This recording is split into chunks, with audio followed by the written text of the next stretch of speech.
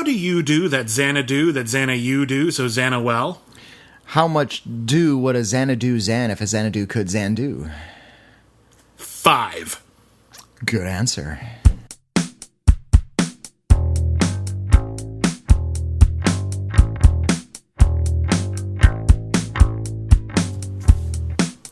Greetings, friends. Welcome back to Critically Acclaimed, the movie review podcast where highbrow and lowbrow collide. Oh my god! Ow, my face! Ah, the shrapnel!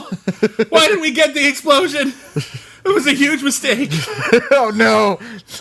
Oh god! There's ash everywhere. Everything's on fire. It hurts so much. We just destroyed the podcast right at the outset. Oh, my laptop was out of its warranty. This sucks. My name is Witney Seibold. I am an ash-covered film critic for the internet in general.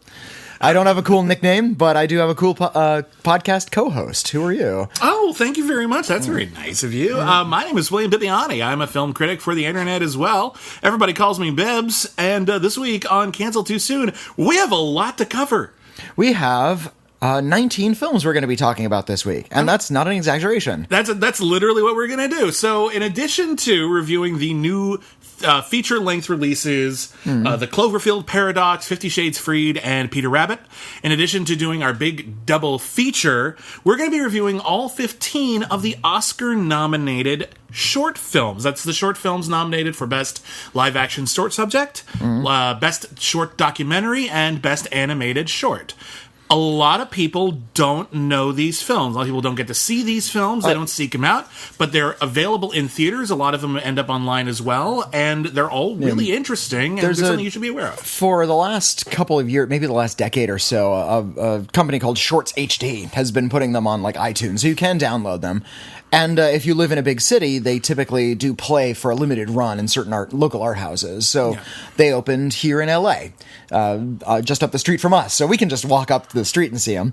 But we shouldn't brag about that. No, it's a quirk of geography. Yeah. We happen to live here. But yeah, unfortunately, we don't get a lot of exposure to short films throughout the year. No. Pixar has shorts beforehand, and Low, the animated short before one of the Pixar films, is up for an Oscar this year. Which is probably the short most people will have seen. I think it's important to remember that back when the Oscars first started giving out Oscars to short subjects, which is right at the beginning, short subjects were very common. Yeah. Not every film was feature length, and a lot of theatrical presentations were preceded by short documentaries, short live action comedies and dramas and instructional videos, and short animation. That's where they aired. They aired in theaters. These were not like weird, obscure things that only played at film festivals and then all of a sudden, boom, nominated for an Oscar.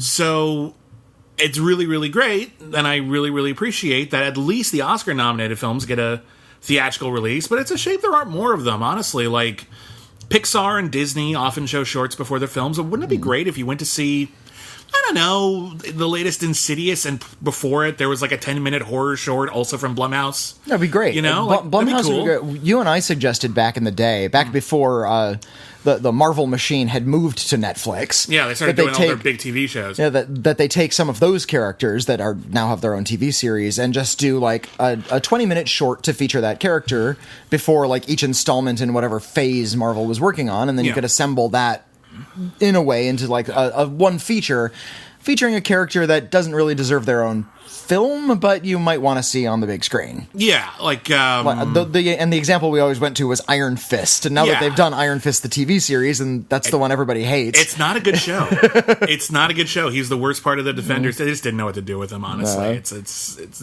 whatever. I'm not going to fall down that rabbit hole. Suffice it to say, short films are really interesting. A really interesting medium. They obey many of the same rules as feature films, but they also have a whole bunch of different ones. But let's build to those. Let's talk about the theatrical releases first, and then we'll do the short subjects, then we'll do our double feature, and then we'll do some letters. The big release this week. What a great show! We've got a great show lined up for you. Oh my god! Matt Damon's going to come in. Yeah, Radiohead's our special guest. Okay, so let's start with the big release this week. Was actually the Cloverfield Paradox. If you want to get weird about it. I suppose. I don't know. Well, it was the one everyone was talking about. It's the one I didn't see, because it was the one that I love how they kind of turn this around on us. Mm-hmm.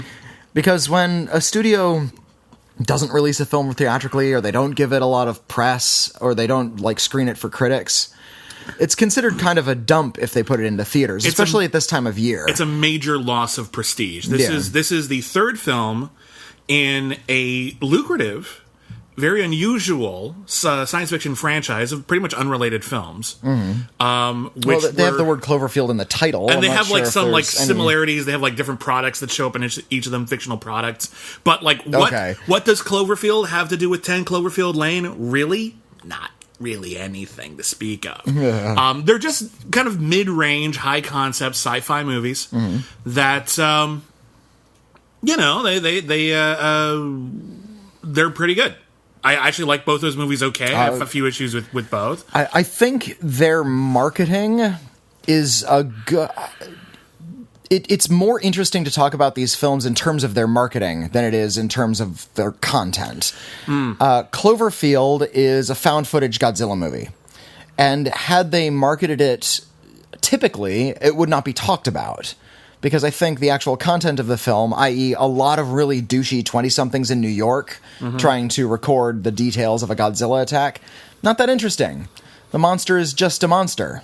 It's not like a particularly witty or clever or interestingly designed monster. It's just a giant monster. It's okay. It is a kaiju. The one thing I liked about the movie was when they're sort of standing in the street and the head of the Statue of Liberty falls in front of them. And that was like that's pretty cool. That was the teaser. And that was a really cool thing. And then nobody knew what to make of it. Everyone's like, is this a Godzilla movie? Is this a Voltron movie? What's going on? Yeah, the rumor I kept hearing is, this is secretly a Voltron film. No, it's not. Would have been neat if it was, but that's not what they did. But that's the whole idea behind all of these, and indeed J.J. Abrams' whole ethos, kind of as a storyteller, is the idea of a mystery box, hinting at greater depths so that your mind gets going and you start thinking there's all these cool things going on, even though 9 times out of 10 there actually isn't. He wants you to get engaged, and he thinks that engagement is the reward as opposed to the tease. He's P.T. Barnum. It's like, come inside, come and see. You'll never believe what you'll see inside. Oh, it's like a fish in a jar, and it's got 2 heads. But Hugh Jackman's in there, and he's dancing, and it's great. So he is P.T. Barnum. Wait a minute. And indeed, none of the films in this series were designed to be part of this big franchise. Cloverfield was this found footage kaiju movie. Seemed like a cool idea. Couldn't come up with a title for it, so they just called it Cloverfield, which was its code name while they were making it, because J.J. Abrams' office is off the Cloverfield exit on the Santa Monica Freeway. Yeah.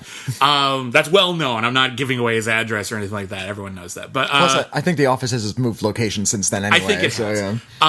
And then 10 Cloverfield Lane was originally a script, I think it was called The Cellar, that just had that kind of like mystery box Cloverfield vibe. So they said, what if we called it Cloverfield and add a couple of like little cute references to the Cloverfield universe to it, but really it's its own thing. Okay. Then this new film, The Cloverfield Paradox, was originally a script called God Particle, which has a great hook. It's a great hook for a sci-fi movie. People are on a space station. An experimental particle accelerator turns on, and then everyone on a space station looks in horror as the Earth disappears. Which was one of the dangers when they were talking about the super collider. Yeah. The Hadron Collider. Where, that it could create there was at least a small chance that it would create a black hole and destroy the entire world. Yeah. And it didn't. It didn't. They figured they could take that chance. It was a small enough chance. It worked out fine. Anyway, that's a great image. And they found the Higgs boson, so good for them. It's a great image. It's a great whatever. They have a cool cast in it. David Oyelowo, Gugu Mbatha-Raw. I like her. Yeah, she's fantastic. Chris Dowd, who's a funny actor. Okay, Dowd? Chris Dowd. Good cast. But when it comes right down to it, this was a $40 or $50 million outer space disaster thriller. Regardless of the setup, this is about people running around the spaceship, trying to fix things, people getting sucked out of airlocks, someone's a traitor, all that kind of stuff. You would think when the Earth vanishes, it doesn't really matter who's a traitor anymore. You would think, right? But here's the thing. Paramount had just spent a lot of money on this thing, and the Cloverfield franchise really is only profitable when you consider how cheap they are. They're very cheap movies. Yeah. So 10 Cloverfield Lane cost like, what, $5-10 million, but it made like 120? That's a tidy little profit. That was totally worth it. But when Cloverfield only gets you about $100 million and you just spent $50 million and that's before marketing, that's kind of a dud waiting to happen. That's not a major film, especially in a genre which, if you look at the outer space disaster movies that came out last year, regardless of quality, they didn't do well. Life, Geostorm, Alien Covenant actually functionally kind of killed that franchise for a while. It made money, but it didn't make nearly enough. That's also not very good. It's also not particularly good.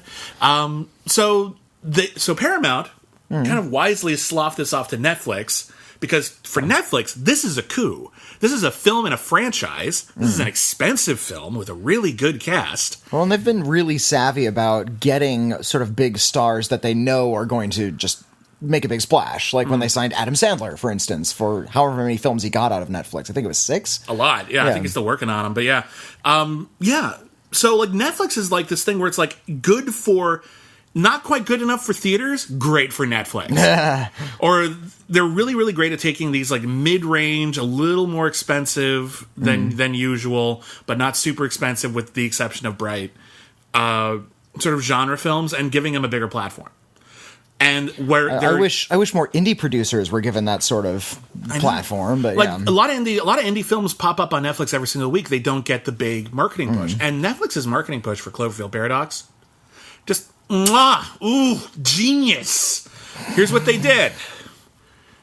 Super Bowl Sunday, they aired one trailer for the Cloverfield Paradox. Hey, it's a new Cloverfield movie. You didn't know there was a new Cloverfield movie coming out? Guess what? We're releasing it right after the game ends. Tonight. That's a happening. That makes it a thing you get to do tonight. Football's already over. There's nothing else for you to watch. I'm not sure how genius that is. Like, oh, well, I guess I'll see that eventually. I like it because, well, you're not going to see it eventually. You're going to see it that night if you're interested. Because what they've done is they've combined this sort of thrill of awareness. Like when you see a trailer for a movie that's in like a franchise or with an actor or whatever like that, you think is really, really cool. And you immediately go, oh, I want to see that. I wish I could see that right now.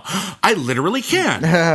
That's cool. That's a smart marketing strategy. And it worked out well for them. It sounds like they're saving. They're trying to they're trying to sort of repurpose their lack of preparedness. Yes, into something. They're trying to make it look like excitement when really they just had to throw something together really hastily. They took a hand-me-down sweater and they made it couture. They're just like, hey, here's this thing the studio didn't want. We're selling it as the big thing. That's a clever marketing ploy. Enough with the BS surrounding the movie. How's the movie? My point is that the reason I bring it all up is because the movie isn't very good.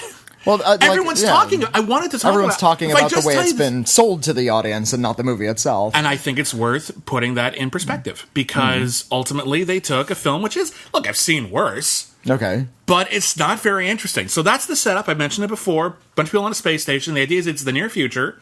There's an energy crisis. People are dying. They're going to run out of oil like really, really soon. War is about to break out on Earth. And they're building a particle accelerator in space, which theoretically could give free, efficient, clean energy to everyone on the planet. Problem is, it's not working. They keep trying to turn it on, and it never works. They only have enough energy left to try it 3 more times. Okay. They try it, and Earth disappears. Also, a whole bunch of weird shit has happened. Does it just blink out of existence? They don't know or where does it it went. get sucked into... Okay. We don't see it. And if they're a space station, they just start tumbling through space. That's a problem, isn't it? That's a problem. So in addition, a whole bunch of other weird things. How's the science on that? Like, pseudo as fuck. Okay, do they pay any attention to like what would like if you're on a space station, all of a sudden you're not in orbit anymore, like you're just sort of adrift through the deep vacuum of space? That's a concern they have, but they have other immediate concerns. Life support is at blankety blank %. Okay. The worms, like all the little animals they brought on the ship, have disappeared. A bunch of weird things. Please tell me they start mutating and growing for no reason. They do not, but that would have been good. Here's giant worms loose on a space station sounds like a film waiting to happen. Here's the deal. In a really awkward bit of exposition, Donald Logue, good character actor. You've seen him in a lot of things. I like him a lot too. He gives. You're listing good actors. They're all good actors. Yeah. He gives a speech about what is called the Cloverfield Paradox. The Cloverfield Paradox says that... So shot later. Yeah, or added like to the script after the fact. And there's been some discussion as to how much the script was rewritten to add the Cloverfield elements and how organic they tried to make it. And if they tried to make it organic, they failed. It does not work. But his whole thing is that when you turn on this particle accelerator, you run this risk every single time of creating weird ripples and like the space-time continuum, past, present, and future, that could fuck everything up. Like it could create time travel, it could bring out aliens and monsters and teleportation and all kinds of stuff. So it's basically just trying to create an excuse for why there are monsters in the Cloverfield world. Basically, it's a bullshit explanation for why all the other Cloverfields exist, when really all we needed to know was that they were movies. Like, why are there aliens here and monsters here? Because they're two different movies. Wouldn't it be great if somebody's watching a DVD of Cloverfield on the space station and one of these like space reality ripples just makes it real? Well, because it's kind of weird circular reasoning. If you think about it, that could make anything a Cloverfield movie. You could like rename Valerian Cloverfield and the City of 1,000 Planets for all you want, because that's how nebulous the connection is. Every people say like, "Oh my god, this is blowing my mind. They're all part of an alternate reality." If you think about it, all movies are alternate realities. All of them. Every single one. It's that Last Action Hero. You just dive into one or the other. Who cares? Except for Kazam. That's the real world. It's a documentary. So, that's true. Sorry. That's fine. Anyway, Cloverfield Paradox. Some fun production design. The cast is really good. There's a couple of weird, like, little incidental things that I want to ruin for you. There's a thing that happens to Chris O'Dowd at some point, like, where something happens to his arm. I don't want to ruin for you just because it's weird and I didn't see it coming. Problem is that it doesn't connect to anything. There's a whole bunch of all these weird touches that make it not just another life or episode of Doctor Who where they're stranded on a spaceship, which they've done a million times. All the things that make it a little different either don't make sense or really don't make sense. Even within its own logic. Is it any weirder than what happened to John Billingsley's arm in that episode of Freaky Links? Oh, yeah, it is weirder than that, actually. Oh, okay. Yeah, that's actually legitimately weirder. Yeah, okay. It took me a second. We recently watched Freaky Links, listeners. The biggest problem with it, though, and it's clearly something that they did in order to incorporate it into Cloverfield, is when the space station blinks out of existence. This isn't a spoiler. This happens, like, right afterwards. When the space station blinks out of existence and like the planet goes missing, theoretically we should be on the space station wondering what the fuck happened to planet Earth. Then we cut to Earth, and we see Gugu Mbatha-Raw's husband like trying to deal with some horrible shit that happened probably because the particle accelerator malfunctioned.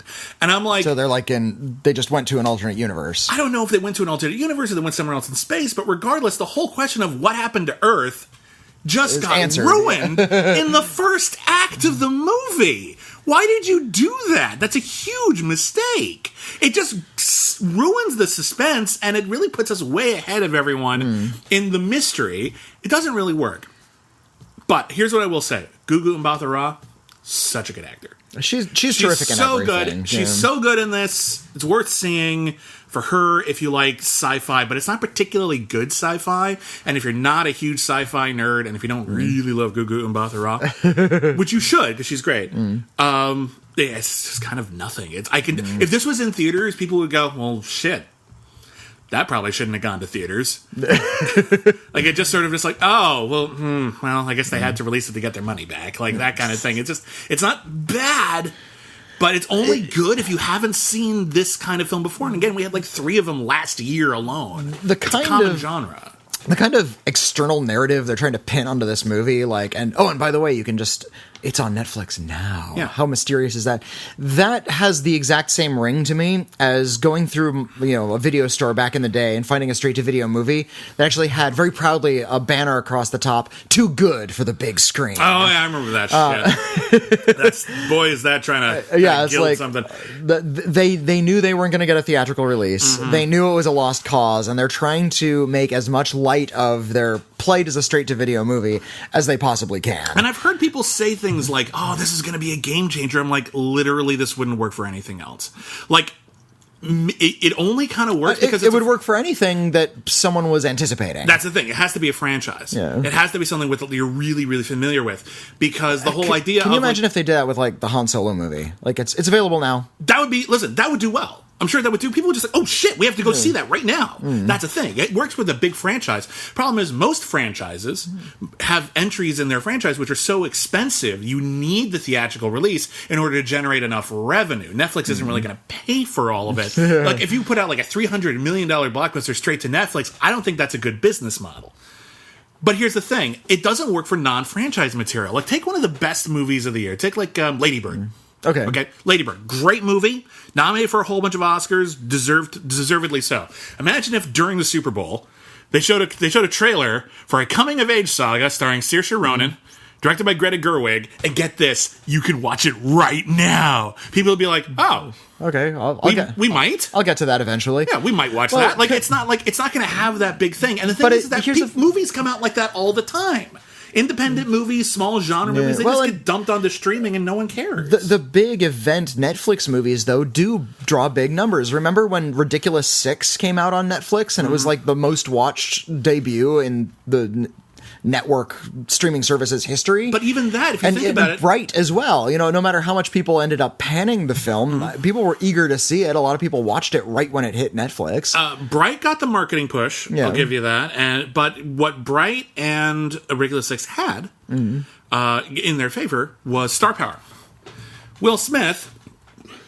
He might not be able to open like $100 million opening weekend anymore, but he's still like, you'll see a Will Smith movie. Oh, shit, Will Smith's in that. I'll see that. I like Will Smith. He opens movies. Collateral Beauty. Okay, he can't open everything. He can't open everything, but he can open like action movies still. Suicide Squad was phenomenally successful. You're right. Stank to high heaven, but people still went to see that thing. Fair enough. He's not like the guaranteed hit he once was. Like Focus didn't find an audience, which is a shame. That's a good movie. But Adam Sandler is a franchise. Every unrelated movie he does is the same franchise. It's the Happy Madison franchise. The Happy Madison verse. People go see it because they know exactly what they're going to get. That's how a franchise works. In Jack and Jill, he played two characters. What if he could run into all of the characters he's played? Don't threaten me. Don't do this. Little Nicky and That's My Boy team up with Happy Gilmore and Big Daddy. Technically, That's My Boy was Andy Samberg's character. I suppose so. That's My Boy's daddy. Well, tell me about. Let's guide us into 50 Shades Freed, which is the big theatrical release. Well, 50 Shades Freed is the third and final chapter, presumably final chapter in the 50 Shades cinematic saga. I think the book stories ended, but then they started telling them over from the perspective of Christian Grey this time. Well, there is an additional book called simply Grey. Which is the same book. Can you always talk in that voice? That'd be great for me. Grey. Better. Christian Grey and Anastasia Steele have now married. And she is now Anastasia Grey. Ooh. Right in the first scene, too. You'd think you'd save that for the last bit, but no. Anastasia Steele is the ultimate wish fulfillment Mary Sue type character in that she doesn't have a lot of character. She's klutzy. Yeah. They do a montage showing you the entire relationship between Anastasia Steele and Christian Grey at the end of this movie, and the first thing you see her do is fall down. Yeah, it's actually unintentionally hilarious. It just cuts from I'm going to remember everything we did. Whoa! That's the sort of thing that an author puts into a book when they can't think of a character trait. Like somebody's clumsy, which is actually the same character trait they gave to Bella Swan, which is indeed the same character as Anastasia Steele. If you go back to the genesis of 50 Shades. Real fast for those who need a primer. Twilight was a big deal. And for better or worse, it was a huge franchise. A lot of people like it, a lot of people don't. And at some point, an author calling themselves E.L. James wrote fan fiction, which was basically hypersexualized BDSM Twilight. And then that did well enough that they kind of just switched it around a bit and turned it into its own thing. And it became a story of a wallflowery English lit major who ends up in an intense BDSM relationship with a sexy billionaire. It's called 50 Shades of Grey.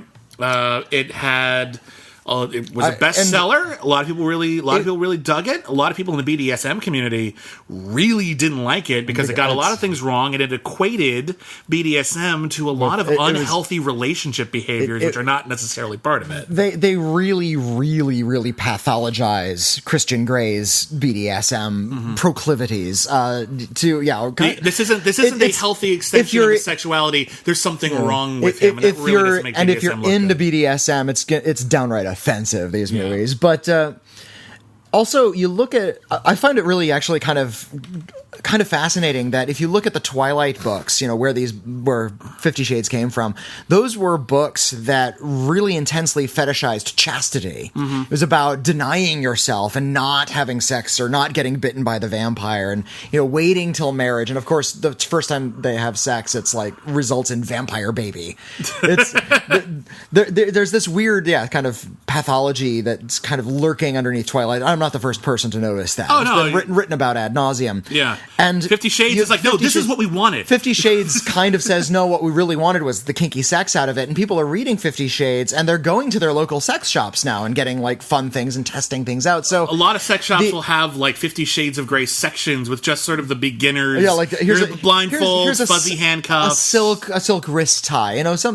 Nothing too extreme. That's in the back of the store, where you get the sounding equipment. Go to Christian Grey's The Red Room, they call it, is full of insanely expensive equipment. Really? If you know sex toys at all, he's got the good stuff. More than you make in a year was spent goes into on his... one of those toys.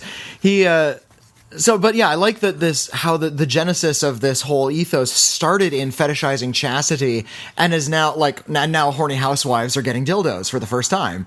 It's great. It kind of flipped around entirely, but it's kind of interesting to see the way it evolved into the opposite of what it started as. Anyway, back to the film. Yeah.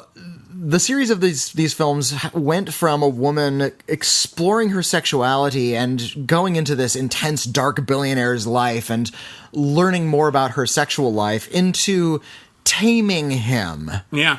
The second film was very much about bringing him back from his pathological BDSM love into something a little bit less intense. Yeah. And they still have the playroom, but there's a lot less extreme stuff. Like, she gets strapped up and there's toys involved, but there's not a lot of pain involved any longer. Not a lot of pain, not a lot of mean-spirited role-playing. In the second film, and again, we're talking about the third film right now, so we're assuming you have some working knowledge of the first two if you're interested in the third. So, spoilers.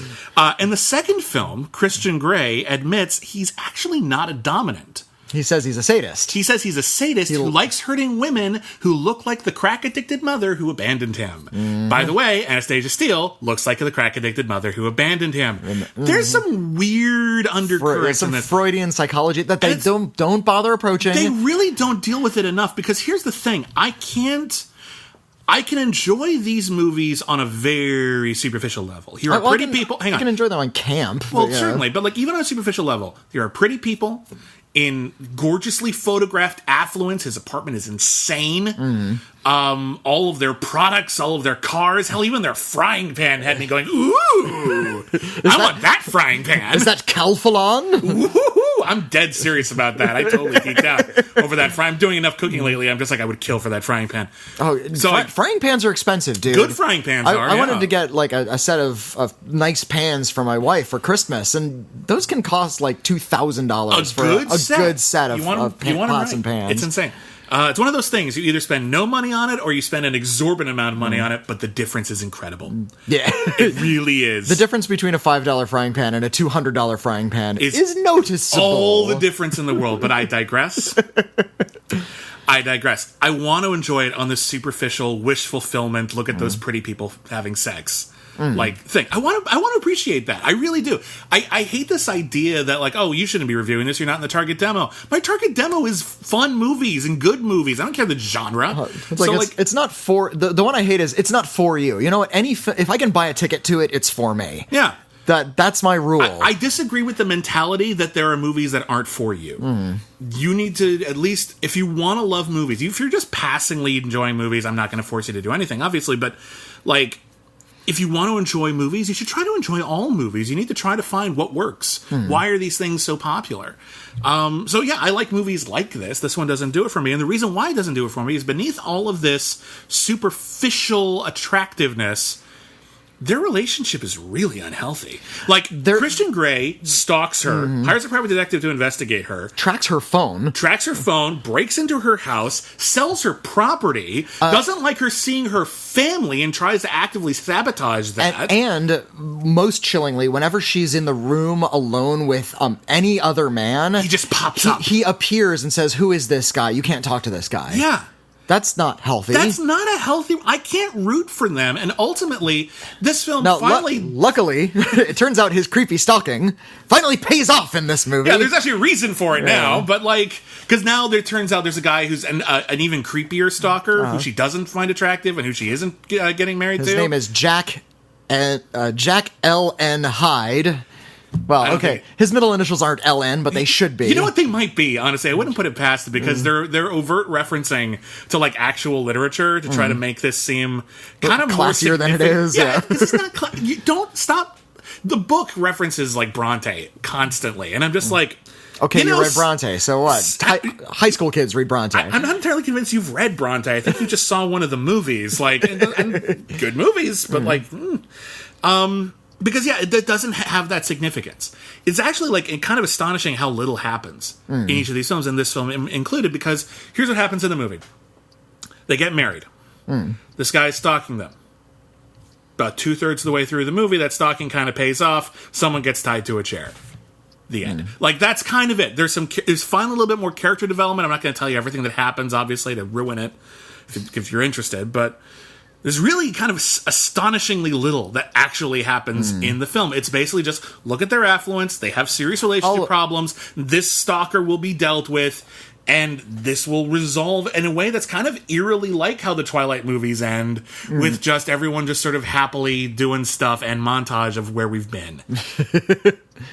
Like, I think it was at the end of the last Twilight movie where there was a montage of every single actor that appeared in the films. Even people who got recast. Yeah, it was like 20 minutes long, just this sort of, and remember all the places we've been. It's like, well, yeah, I saw those movies. Yeah.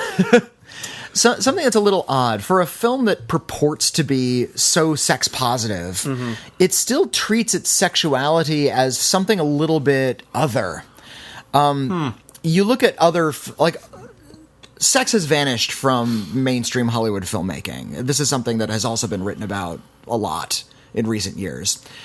We think back to our own youths, and we seem to recall a lot more nudity and a lot more sex and a lot more openness about sexuality in movies and straight to video like Skinamax stuff. But that was all like titillating stuff. But there were also films like Basic Instinct, which took its trashiness to almost a hysterical degree, or 9.5 Weeks, which is essentially 50 Shades of Grey but good.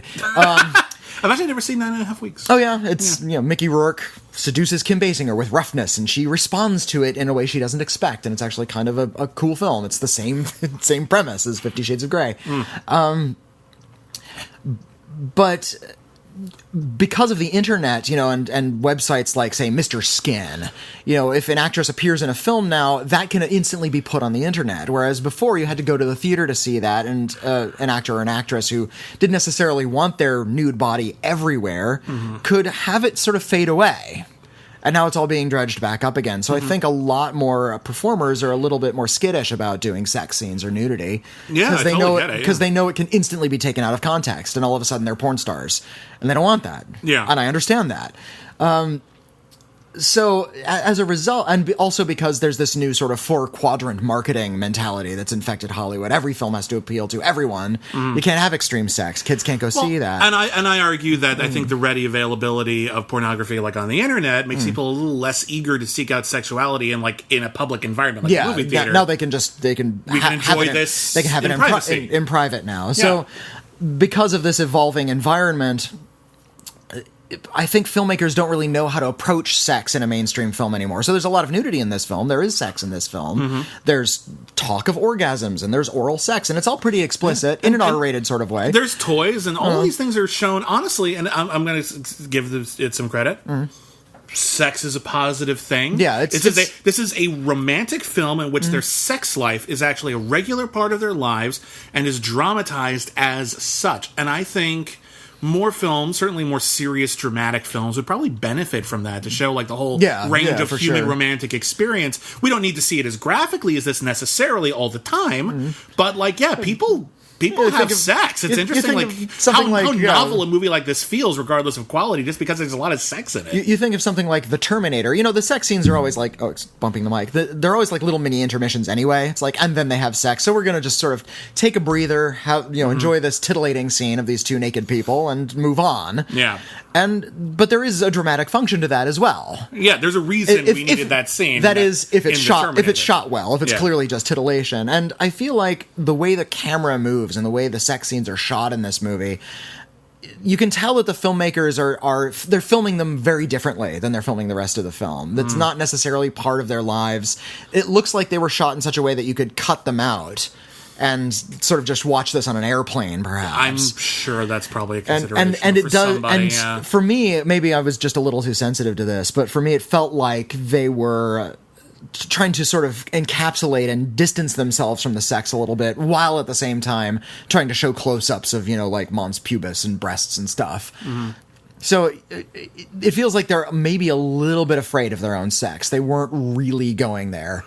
Maybe not. Again, maybe I was just too sensitive to this. Maybe I'm picking up on something that's not there. But I feel like it undoes a lot of sort of the positivity the film is shooting for. And then it's further undone by the stalkeriness and by all of the jealousy that the film implies as a requisite for a romantic relationship. That it's part of the mystique. And I can't get behind that. But listen, there's a huge fan base for this. Obviously, we're not part of it. Well, we saw this in a screening with a lot of the fans, and everybody was like laughing out loud at some of the ridiculous dialogue. There's not some. I think the camp value is part of it. Even the fans enjoy this as camp. I think so, and I think at their best, I think that's the way these movies kind of work, as a sort of like, we're all having fun here, right? And I'm like, yeah, okay, but when it tries to start taking itself seriously, which it does a fair amount of times, really just doesn't work. It's like halfway between erotica, which is a valid artistic genre. It's trying to arouse.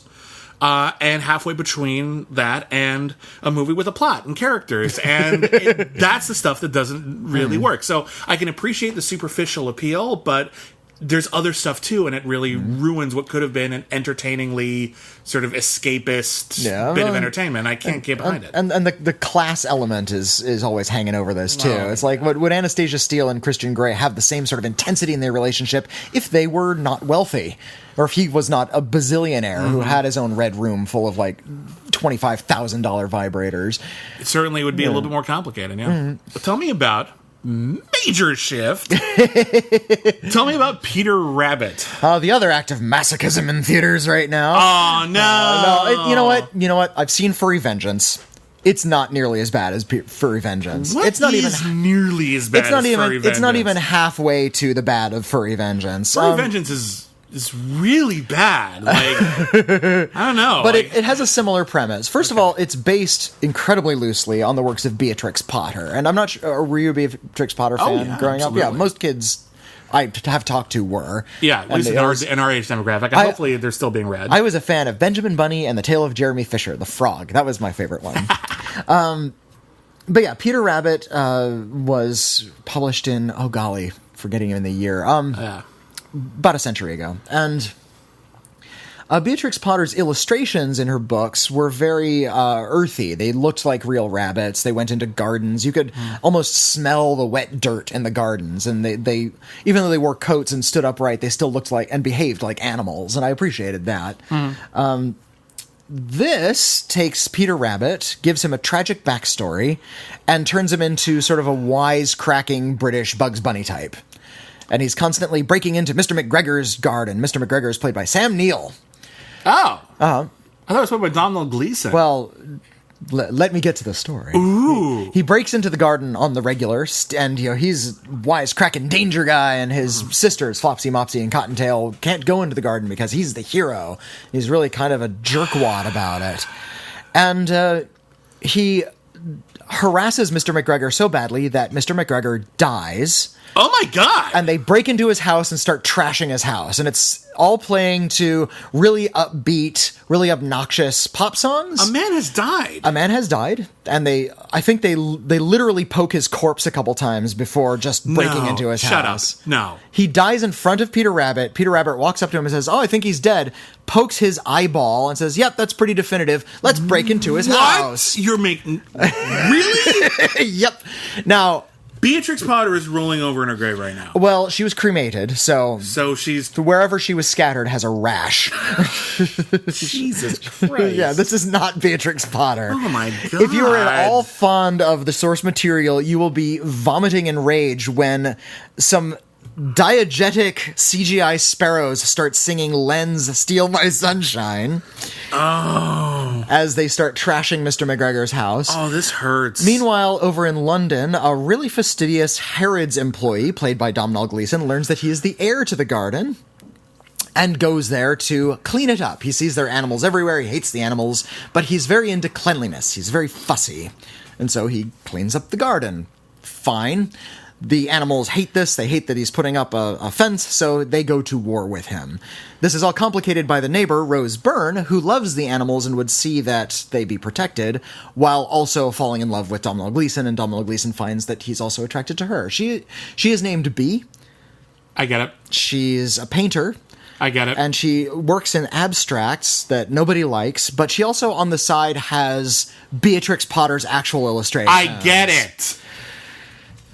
Golly. Okay, this movie. Oh, God. It sounds like I missed a real peach. There's... Oh, my God. Now, here's the thing. There's enough sort of spirit and skill to the filmmaking that you might actually laugh at a couple gags. Well, I remember it's not as offensive as something like Furry Vengeance, which is just obnoxious after obnoxious after obnoxious. I saw the trailer for this, and initially my whole thought was, oh, God, they're doing a CGI Peter Rabbit. This is going to suck.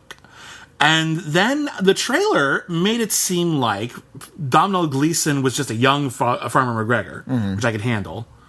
And he was in love with his neighbor, and the rabbit kept getting into his garden and creating problems. And I was like, I could handle that. Based on the trailer, I mean, hopefully there's not as much pop music, but like, this could... Hold on. All right. My point was is that I looked at the trailer and I was like, this might not suck.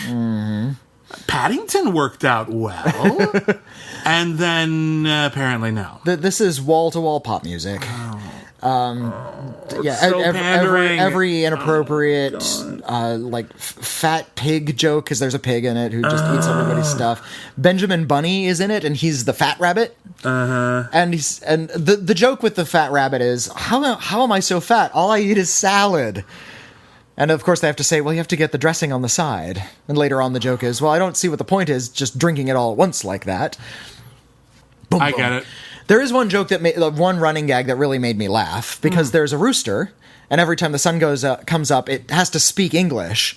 And in sort of this roostery sounding voice, it's like, oh my God, the sun, it came back. Last night I thought it was going to be it, but it came back. Hey, everybody, wake up, the sun has returned.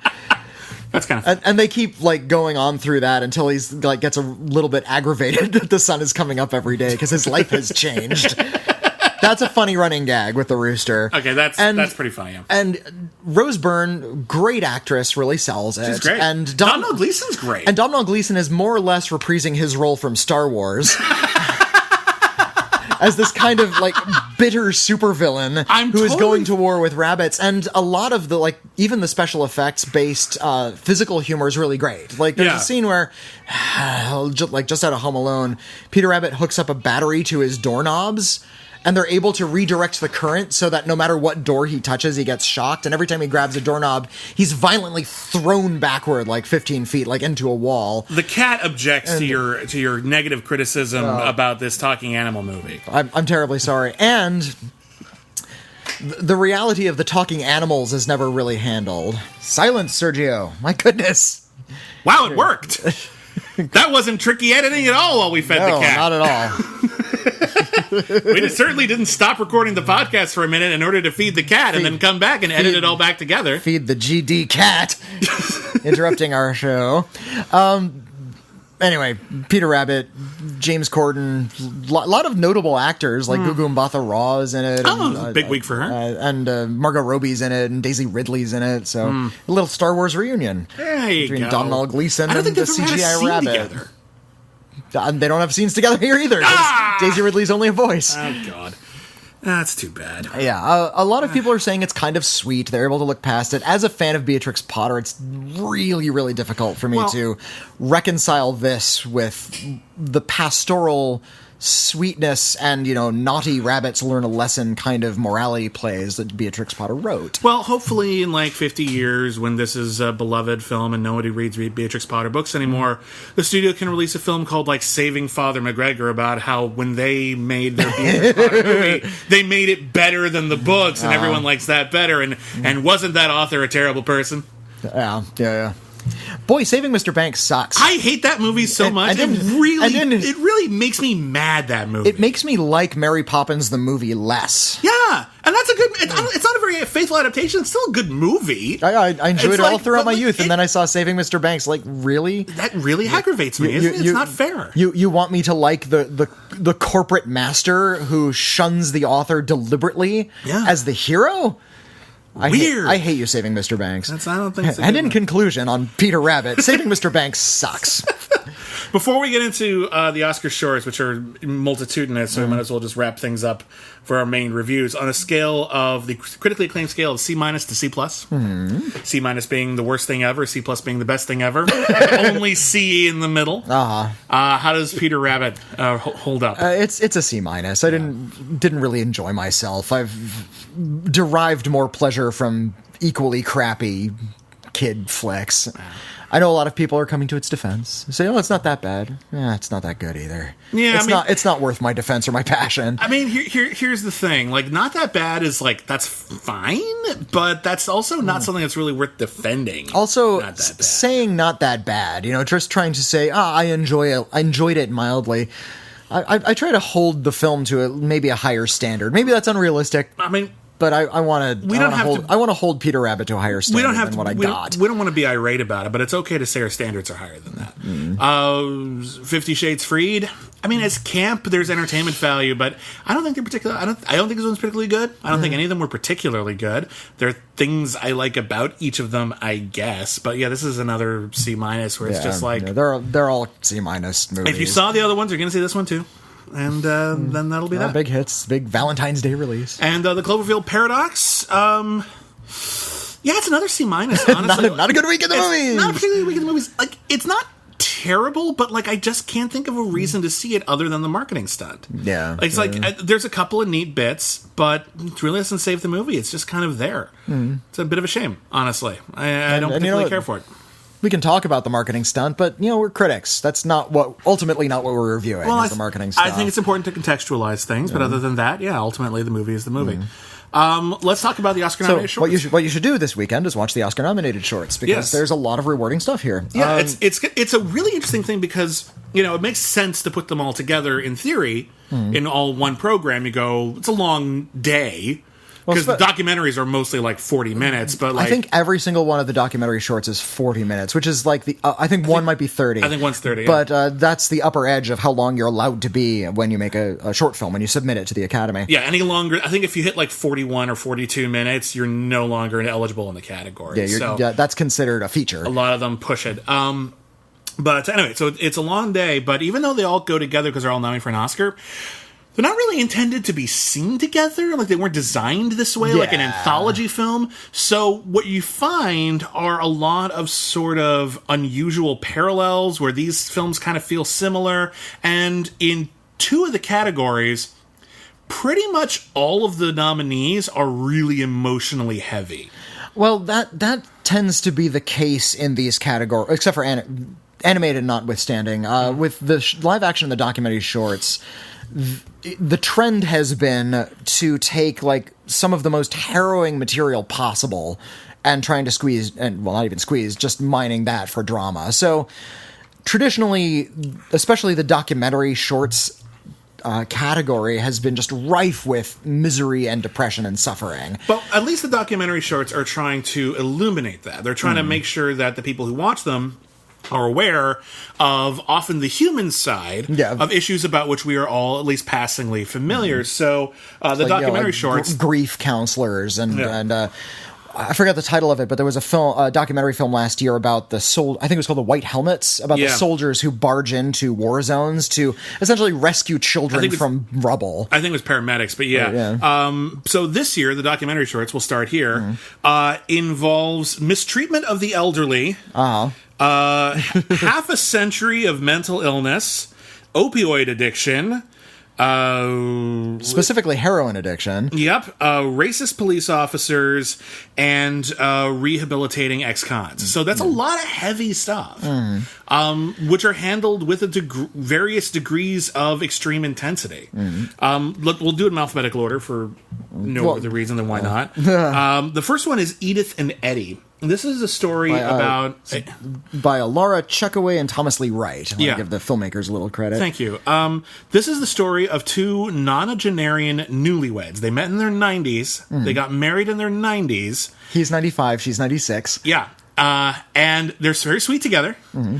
But the problem is that she is so elderly and she's experiencing bouts of dementia that there is concern in the family over who should be her legal guardian, who should take care of her, where should she go. And she's happy with her husband. Yes. And one of her daughters. And he's happy with her. And, he understands they're getting old and these bouts of dementia are going to happen. They actually have a very kind of sweet, healthy, loving relationship, these two nonagenarian people.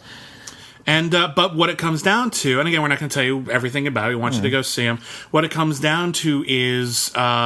they are basically forced to deal with a legally appointed guardian who doesn't even meet them and decides what's best for her without having met her and without really getting into her emotional or personal needs. So they're basically going to force her to move without her husband.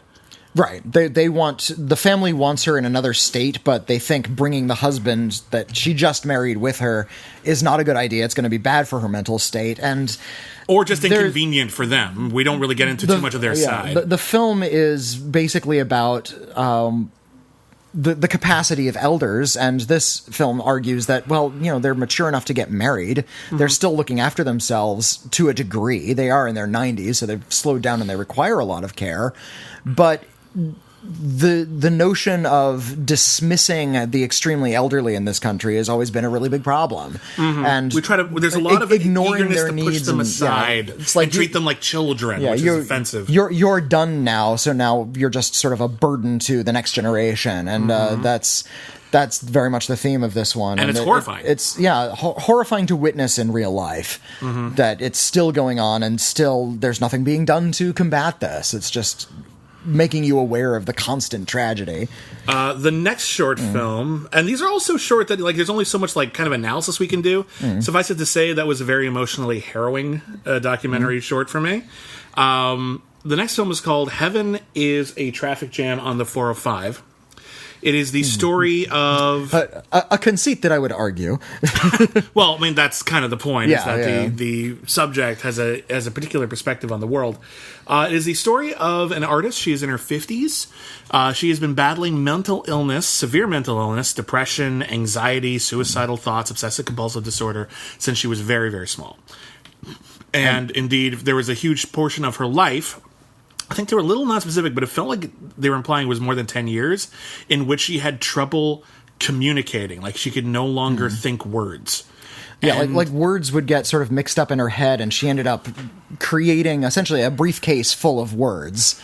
So she could, when she couldn't make that connection, she could go into the briefcase and she could see the word and understand that's what she wanted to say and show it to someone. Yeah, it's a complicated life. She's on a lot of medication, but she's a brilliant artist, and we see a lot of her artwork. Some of it is animated, but I like that it's not overdone as if it's some sort of magical fantasy thing. It's just sort of like a scene transition kind of deal. They just show you how incredibly evocative and specific and gorgeous how much artistic expression of what she's feeling is. Her beautiful capacity for detail in sort of this, in her visual medium, she draws and she sculpts, is astonishing. and really serves to balance her incapacity to communicate with typical language. And she's interviewed throughout the short, and her name is Mindy Alper, by the way. Mindy Alper, yeah. Mindy Alper is able to use words, but she gets a lot of words wrong. She uses like little malapropisms, and you can tell that she's really trying to make the connections. And she tells stories of how, she was mistreated as a young person, how she ended up having to take shock therapy, and that kind of scrambled her brains a little bit more. And but it made her life more livable. She said it made her life more livable, but it did also hinder her ability to communicate even more. Yeah. So it's her sort of struggling through the way she can communicate with the rest of the world. And the only things she's been able to really do is, go to therapy. So her therapist has become a very central figure in her life. Yeah, she's become her muse, actually. Yeah. And at one point she built this incredible sculpture. It's like a 9-foot tall bust of her therapist. And it's all made out of paper mache and like stuff you find around the house. And it is impeccable. Like, it's incredible. I found this particular documentary like really inspiring. Just the extent to which you can maybe not overcome, but live with and make the most of what you've got. Yeah. Particularly when what you've got is very difficult. And it's really beautiful and impressive. I've always been really fascinated by films that explore that sort of wall between your brain and the rest of the world. Yeah. And how we have to express ourselves, how we have to communicate ourselves, how we can show our perspective to the rest of the world. And that's what art is, really, if you think about it. It's what all art is. It's what all communication is. It's what all language is. How do you present yourself? And I live in terror of getting it wrong. I'm not going to lie. Like, I really try to communicate as clearly as I can. And when I screw up, and everybody gets it a little wrong in little ways every day. Yeah. And I'm raising. That's what social media is for. I'm raising a toddler, and I have to think about that a lot. How is he trying to communicate to me? And I find stories about how certain people have these walls and how they try to sort of break through to the other side to be really fascinating. So yeah, it's not necessarily inspiring just in the use of art. It's inspiring in the way we communicate. Absolutely. I think it's really, really kind of a rich film. The next film is called Heroin, but there's an E in parentheticals because it is about the opioid addiction in West Virginia. I think it's Huntington, West Virginia. Yeah, Huntington, that sounds right. But it's also about, in particular, a fire marshal, but really 3 different women who are making it their mission in either their job or as a side charity project to do everything they can, because in their town, the overdose rate is 10 times the national average. And it's an epidemic. They try to trace, why did this happen? And there's a few theories as to why heroin in particular has exploded in this little community. And they make it make real sense. This is a blue-collar community where a lot of people had physically strenuous jobs. People had on-site injuries, back problems, etc. And but doctors just gave them really powerful painkillers. Yeah, but then they lose their jobs, they lose their health insurance, they rely on painkillers in order to go throughout their day, and they get what they can. It essentially started with pill addiction that just sort of parlayed into heroin addiction. That was the theory they presented. Anyway, pill addiction, or even just legitimate care that was then taken away from them, and the best they could do is illegitimate care. But there's more to it than that, and every experience can be very, very different. But this my favorite was the judge of the drug court. Oh my god, she seems so nice. Like she's the one who talks to the offenders, and she is polite about it. She talks about how these people can take steps to get off the drugs and get back into community. I like what she says when people relapse. She's like, "Well, okay, that's part of this, but that's not what you need to do." And we do have to put you in jail for a few days to discourage that. You're cool with that, she's right? like the best mom. Yeah. There's a speech she gives to somebody where she says, like, here's what your priorities should be. 1, show up. Show up where you need to go. 2, be honest. 3, quit taking drugs. That's because you got to do those other things if you're going to be able to quit taking drugs. You got to be honest, and you got to commit to your responsibilities, because if you don't, we can't do much with you.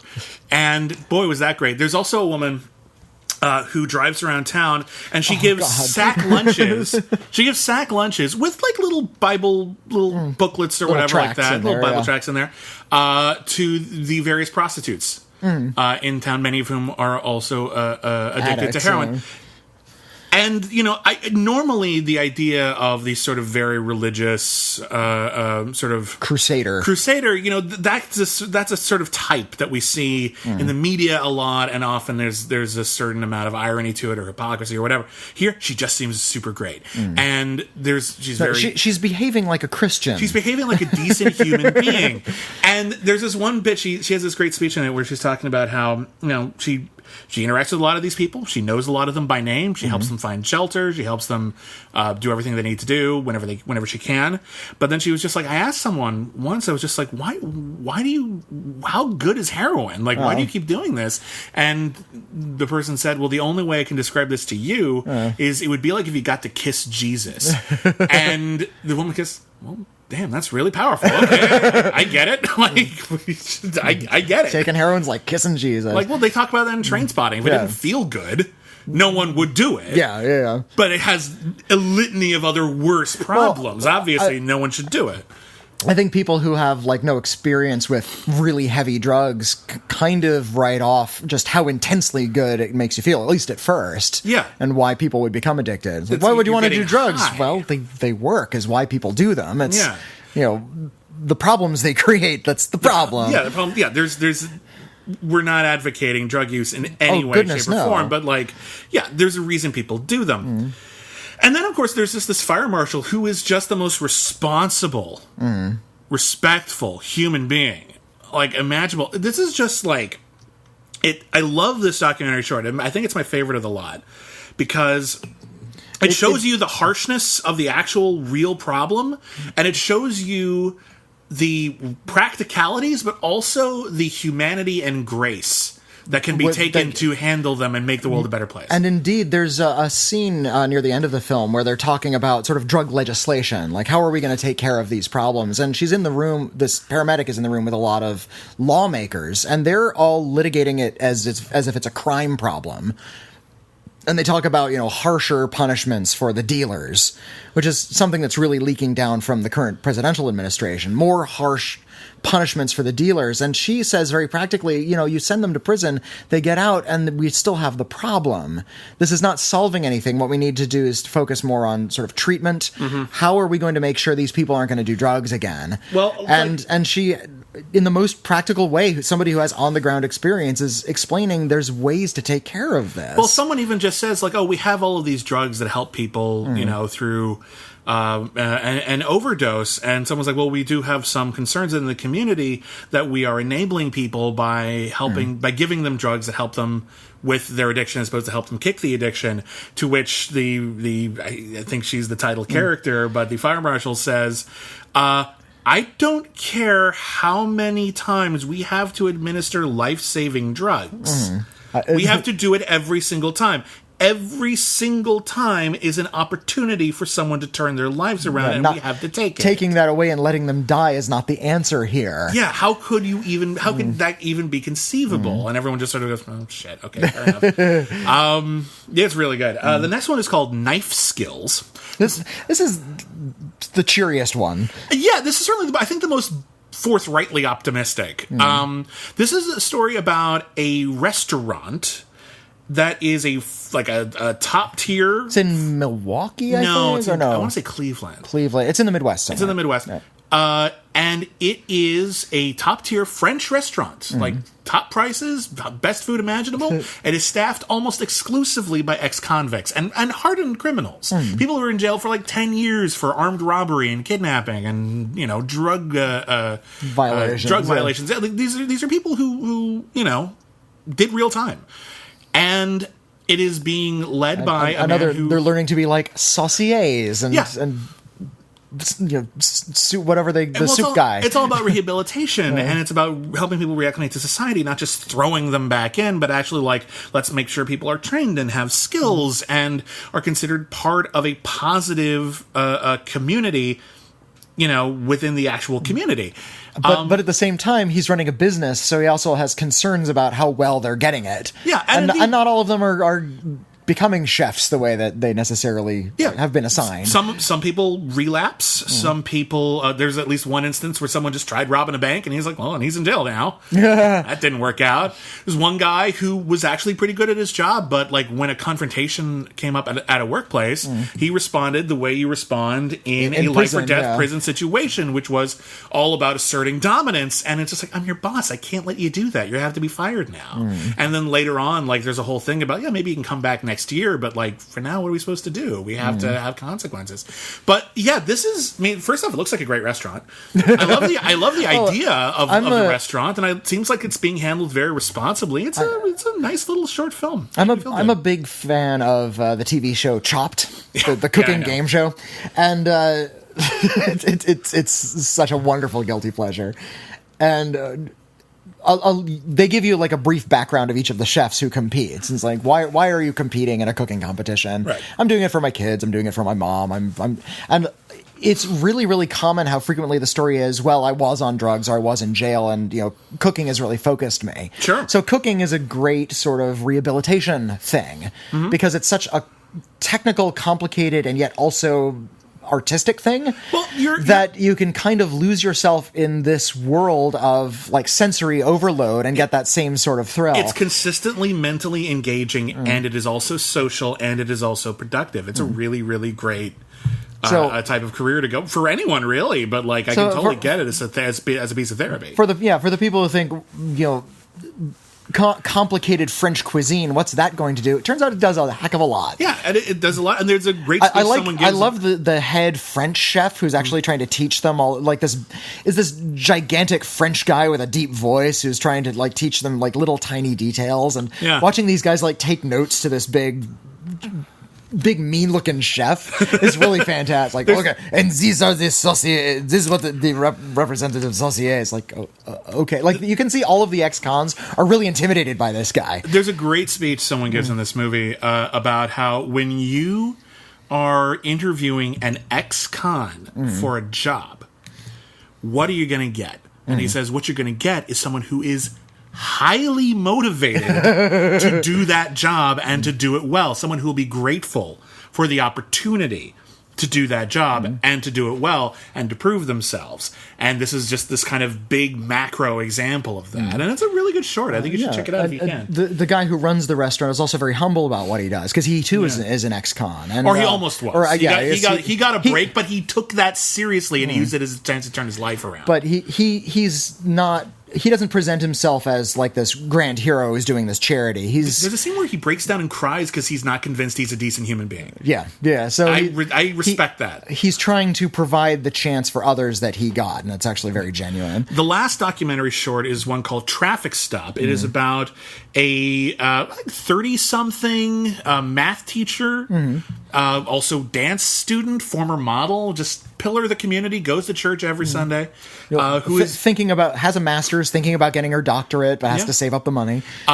She happens to be black. She happens to get pulled over by a cop, and boy, does that go wrong real bad.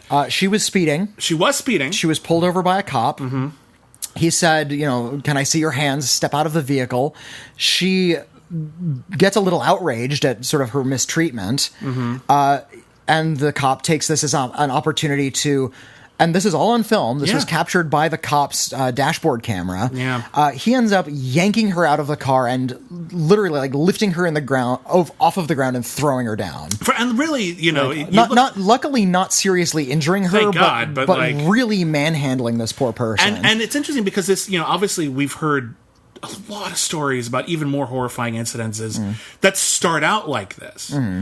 And I think it's really useful for a documentary to put like a larger sort of perspective and put more of a human face on these stories. But this happens, which it doesn't end up with someone dead, but it still should never have happened. Well, and it's really unsettling. It's really unsettling, and we get to hear the cop tell his story because that's also captured on the camera, where he doesn't get details right. Like brazen. We just saw the video. We just saw it. He brazenly lies. And even more chilling is when she's like, I don't want to be near that cop anymore. He was manhandling me and pinning me to the ground. This is terrible. So she goes into another cop car back to the station where she's handcuffed for no reason. Mm-hmm. No, like she resisted arrest. No, she did not. She's just manhandled and handcuffed for no good reason. Yeah, she was manhandled and she tried not to get hurt. That's not resisting arrest. That's like I'm being shoved onto concrete face first. I'm trying not to die. Yeah, and the conversation she has with the cop who escorts her back to the station is the really chilling thing. There's a lot. There's a lot of really casual... she understands exactly what's going on at this point. She's calmed down enough to talk to this guy, but she's still furious and tries to ask why did you treat me this way? Why is this a thing? Why isn't there more being done to make sure cops like this don't end up on the force? And his responses are so blithe. The casualness of his blithe, that's a perfect word, blithe racism is terrifying. And of course this is something we're seeing in the news a lot over the last couple of years. So the one thing a lot of people are going to say, oh well, this is not new. It's not news, but it's still it's still bad. It's still terrifying. I think the documentary it can be a very harsh genre, and it can also be a very conflicting genre because you're purporting to show the truth.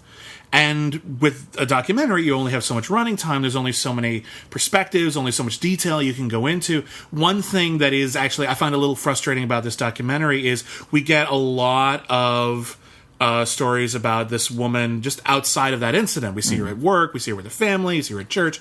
I think it would have been useful to, and I'm sure they didn't want to be involved, but to find out a little bit more about where the police were coming from as well. I think it would have been illuminating. I'm sure it wouldn't have made us agree with them, but I think it would have been maybe useful. A documentary feature about her and then a second half all about the cop. Or intercut even would be really interesting.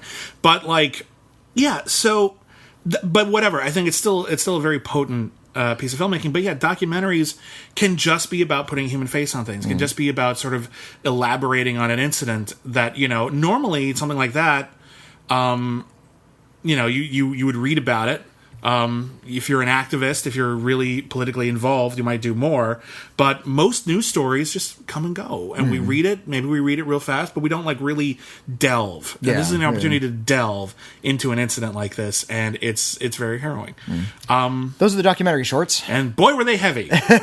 So let's move on to the actually no lighter live action shorts. Yeah, there's one kind of funny one, but for the most part, the live action shorts are really down. The funny one made me bust a gut. It's like Monty Python level. Why don't we use the funny one right now? Okay. Why don't we make that it's not alphabetical order, but who gives a crap? The funny one is called The 11 O'Clock. Yeah. It is the story of a psychologist whose latest patient thinks he's a psychologist, and that the actual psychologist is his patient who thinks he's a psychologist. You lost yet? Couldn't you see? But you could see John Cleese and Graham Chapman doing this very thing. It feels like a rogue Monty Python sketch. The sort of mounting frustration as these two people talk cross purposes, and at first they're not even entirely sure what's going on. They do a word association game, but they don't know who started it. He's who's doing the actual word associations? Mother, good. So you said good. No, I was getting you back on track. No, I was getting you back on track. Yeah. Two analysts trying to analyze one another, and each thinks that the other one thinks he's an analyst. That's a great setup. It's hilarious. It's a really, really great setup, and there's a lot of really clever, double speak, triple meaning dialogue. And a lot of slow burn rage, and at least one of the characters part. The John Cleese, I imagined him. This is a John Cleese and Michael Palin sketch. That's how I'd see it. But yes, that's really, really funny. I think there's a couple of issues I have with it, and a reason why I don't think it quite works as well as it should. One is it's got this sort of coda where it has a punchline. It doesn't really have a punchline. The punchline is this sort of emotionally makes you think, doesn't it? And I'm no, this is a comedy sketch. This doesn't make me think. You really didn't get me. You didn't hit me right here. You just made me laugh. It's not really the same thing. Oh well, I don't think they were. I think they were just going for a punchline. I don't think it's. I think it's a weirdly. It's it's a good thing we didn't tell them about the dirty knife, and that's all we got. I don't think it's that much of a punchline. But the other thing is that unfortunately. It's actually got some logistical inconsistencies where you realize that this really could have been cleared up extremely easily. And on one hand, but then you wouldn't have had all that humor. You wouldn't have had all that humor, but you're watching it I had enough room to breathe in the timing of it that I was able to focus on the logic of it, and I feel like if I were in that situation, I could have gotten out of it. Basically, I would have been like, but look at that.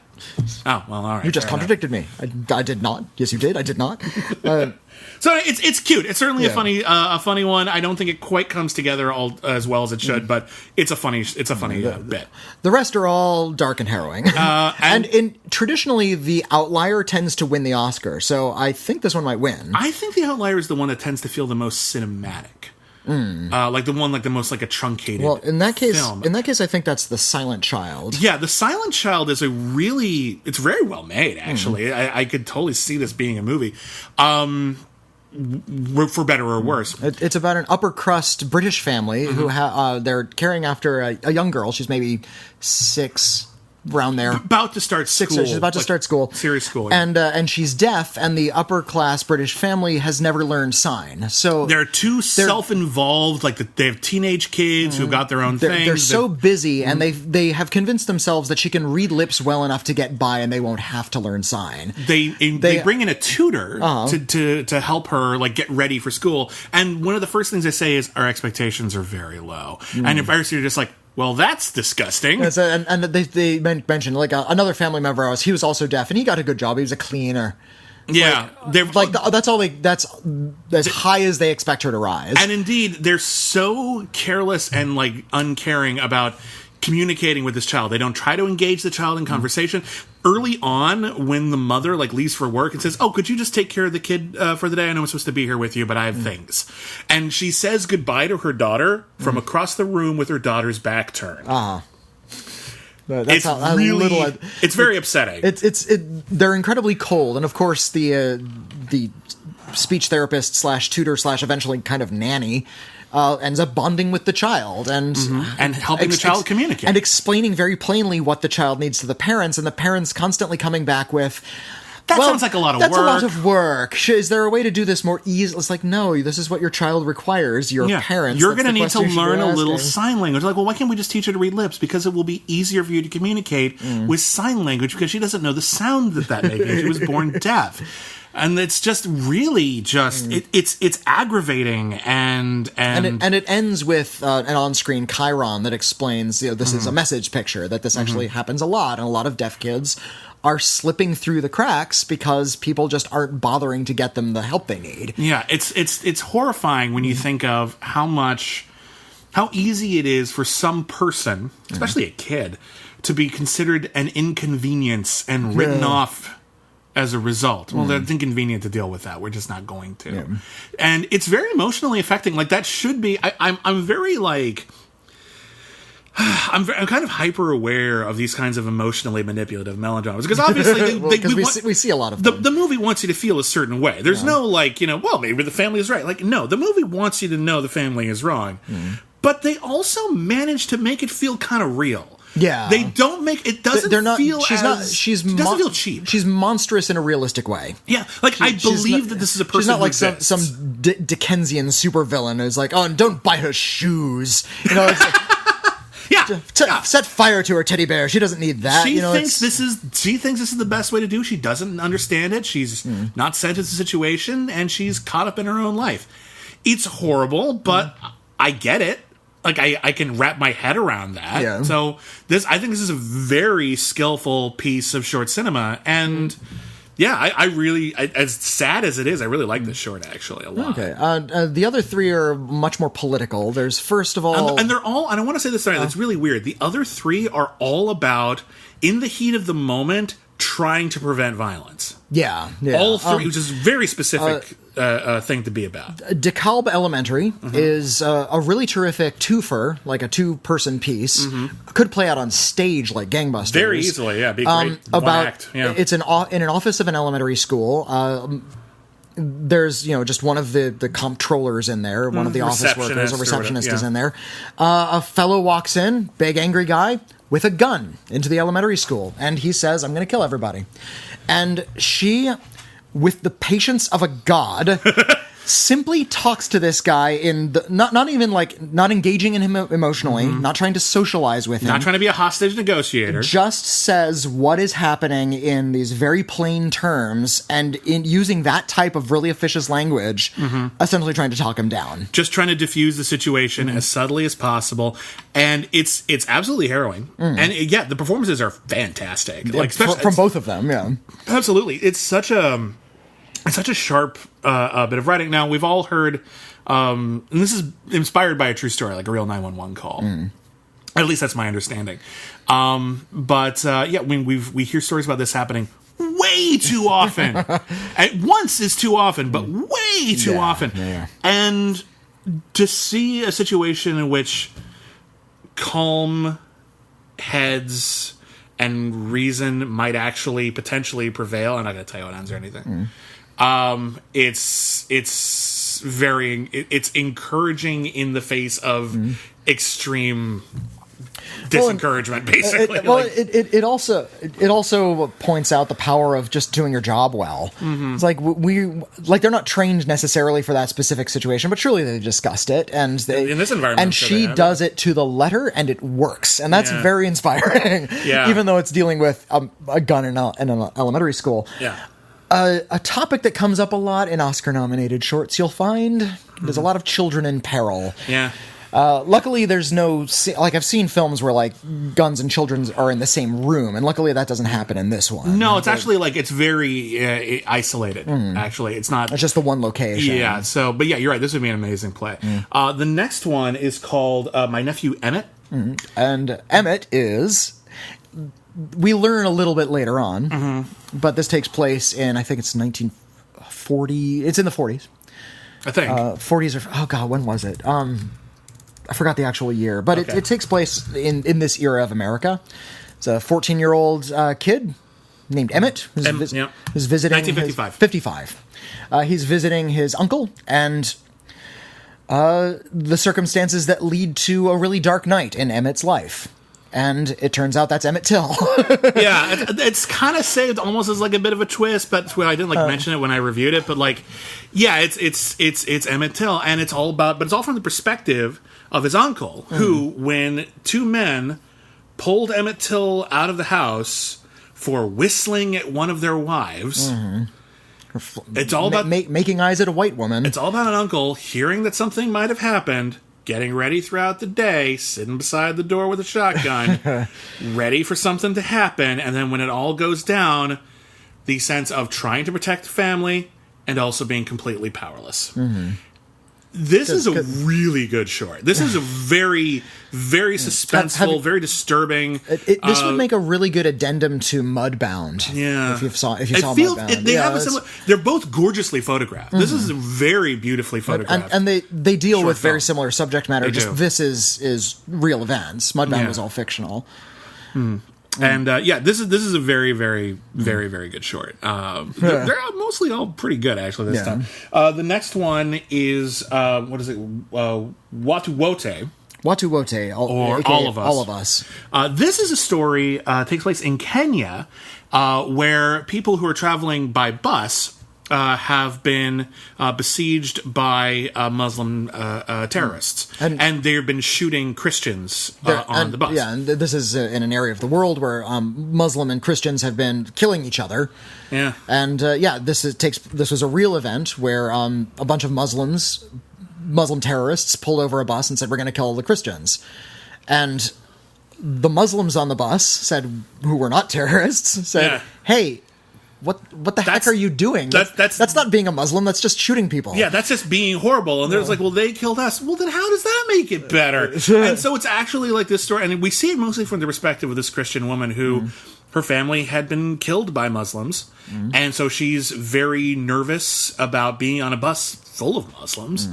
And yet, when all is said and done, the Muslims come to her defense. It's a story that is told in somewhat broad strokes, which I think sort of makes it, maybe a little less nuanced, obviously, than the other films of this thing. But it's very potent, and it's certainly filmed and acted incredibly well. It's the most sort of just visceral and intense of the shorts, with a lot more shouting, a lot more rage, just sort of being displayed. But again, this is another one about using your piece and using the system at hand to shout down the aberration of violence that's just sort of cropping up in front of you. Yeah. Also quite good. They're all very good. There have in the past been shorts that just seem to wallow in misery for the sake of it. Yeah. There's that go to something really topical or really violent and just make you want to feel just bloody miserable. You're just supposed to feel bad at the end, and I'm like, what am I supposed to do with that? And these shorts give you something to do with it. Apart from the Emmett Till film, but that's history, so you can kind of... I think by focusing on the moment, focusing on the uncle, and the moment in which Emmett Till is taken away, and playing that moment out in real time, I think they're actually engaging you in an interesting way. I think they're actually asking you, and I think all of these kind of ask you the same question. What would you do? What do you do in this situation? How do you find a way? Is there a way out of the situation? Is there a way to prevent the violence? And given the context, in the context of the Emmett Till situation, absolute powerlessness. In the face of systemic, institutionalized, horrifying racism that exists. Allowable racism. Yeah, like the law didn't touch it. Like it's insanity. So I think it engages in that way, and I think it does sort of. I think it has a certain function in that regard, but these are potent shorts, and again they're all worth seeing. But man, sitting through all of them in one go is a real nerve-wracking experience. I always start with the documentaries because they're always longest and they're always the most depressing. Yeah, I did that this year, but then I thought, okay, the live actions will be better, will be like lighter, and like no, but they're all good, which I appreciate. And all good. then I always finish with the palate cleanser of the animated shorts because they're rarely harrowing, and indeed, all of the animated shorts together run 50 minutes. Yeah, there's like one that's like 30 minutes. The rest are all like 5 or 6 pretty minutes short. apiece. So let's start with the long one. The long one is Revolting Rhymes, which is a CG animated adaptation of Roald Dahl's Revolting Rhymes. Roald Dahl is the author of Charlie and the Chocolate Factory, of Matilda, one of the great children's authors ever. And here's what you need to know about Roald Dahl. He kind of hated children. The only people he hated more than children were adults, and I think that comes through in his writing. So there's a lot of just miserable, mean children. Like you look at Charlie and the Chocolate Factory, notice how one of those kids is good and the rest are all just terrible little kids. And the whole kids. thing is about kind of punishing them, like Hansel and Gretel style. Like, he took a lot of inspiration from sort of the ugliness of fairy tales in a lot of his stories. Not all of his stories play that way, but a lot of them do. And in his book, Revolting Rhymes, which I had as a kid, and it's great, he manages to do these rhyming adaptations of fairy tales. And in a modern context. Often in a modern context, but like, what I think is interesting is that there's been this sort of movement in our lifetime to sort of undisneyfy a lot of the fairy tales and remind people that at the root of all of these fairy tales, they are cautionary tales, they are violent, they are despicable in a lot of ways in terms of some of their content. I've seen a lot of spoofs of fairy tales. Some films aren't so great, Hoodwinked. Some films are just commercial pap, Shrek. But they are trying to defang a lot of what we feel about fairy tales. Meanwhile, Disney is writing this weird line where they're trying to defang but maintain at the same time. Perfect example of that, Enchanted. Yeah, they managed to make a little fun of it and also do it completely straight. I actually love Enchanted. I think that's a really good movie. Enchanted is quite good. I wish they had gone further with the defanging, but that's me. But I think Frozen 2 is like, oh, you can't fall in love with this man on the first day. Oh, but we're still going to have our princess fantasy. Yeah. And there's still a love interest in that one. You get to have your cake and eat it too. And yet some of the more interesting ones like Tangle or The Frog Prince or The Princess and the Frog. Princess and the Frog, sorry. For some reason they just didn't hit as hard. It's a shame. They're both really great. Tangled is terrific, guys. Tangled and The Princess and the Frog, they're both fantastic. For my money, both better than Frozen. At least Tangled is at the very least. I love Frozen, but there's an argument. I think Enchanted is probably better than Frozen, but I digress. So Revolting Rhymes was Roald Dahl's take on fairy tales, and he managed to make them more violent than ever. They're just full of decapitations and murders, and they're just these really mean-spirited little jokes. You do get to see that, the wolf is typically a bad guy in a lot of fairy tales, so the wolf is now the narrator, and we get to see sort of the injustices that wolf kind suffers at the hands of these now extra violent heroines that are making wolfskin coats. What was that kid's book that came out when you and I were both kids that was about the three little pigs from the wolf's perspective, and it was all him defending himself from jail? I don't know. I didn't read that one. It's so good. I'm going to look that up. It's like the true story of the three little pigs. But but so this is a sort of a variation on that. And it's several... It's the true story of the three little pigs by John Sieska and Lane Smith. This folds together, but like Little Red Riding Hood is in it, but Snow White is also in it. It's Little Red Riding Hood, it's Snow White, and it's the three little pigs, and they managed to tell them all simultaneously. And that's not something that happens in the books. The books are all separate, but they managed to find this connective tissue. And this is a really great short film. This is really funny. It's very spry. The animation is really fun and really captures a lot of the essence of Quentin Blake while still being, sharper. Like, CG animated can't be as sketchy. It's the same team that put together the Gruffalo. Which is also great. And I think also Room on the Broom. I think those were all the same Which was teams. not as great as the Gruffalo, but the Gruffalo is fantastic. This is a very sharp BBC production. Like Dominic West is in it as the wolf, and that's really good casting. So it's about the wolf giving the story about what happened to his nephews and the real story of that horrible Red Riding Hood and Snow White and the pigs and everything like that. And it's really funny.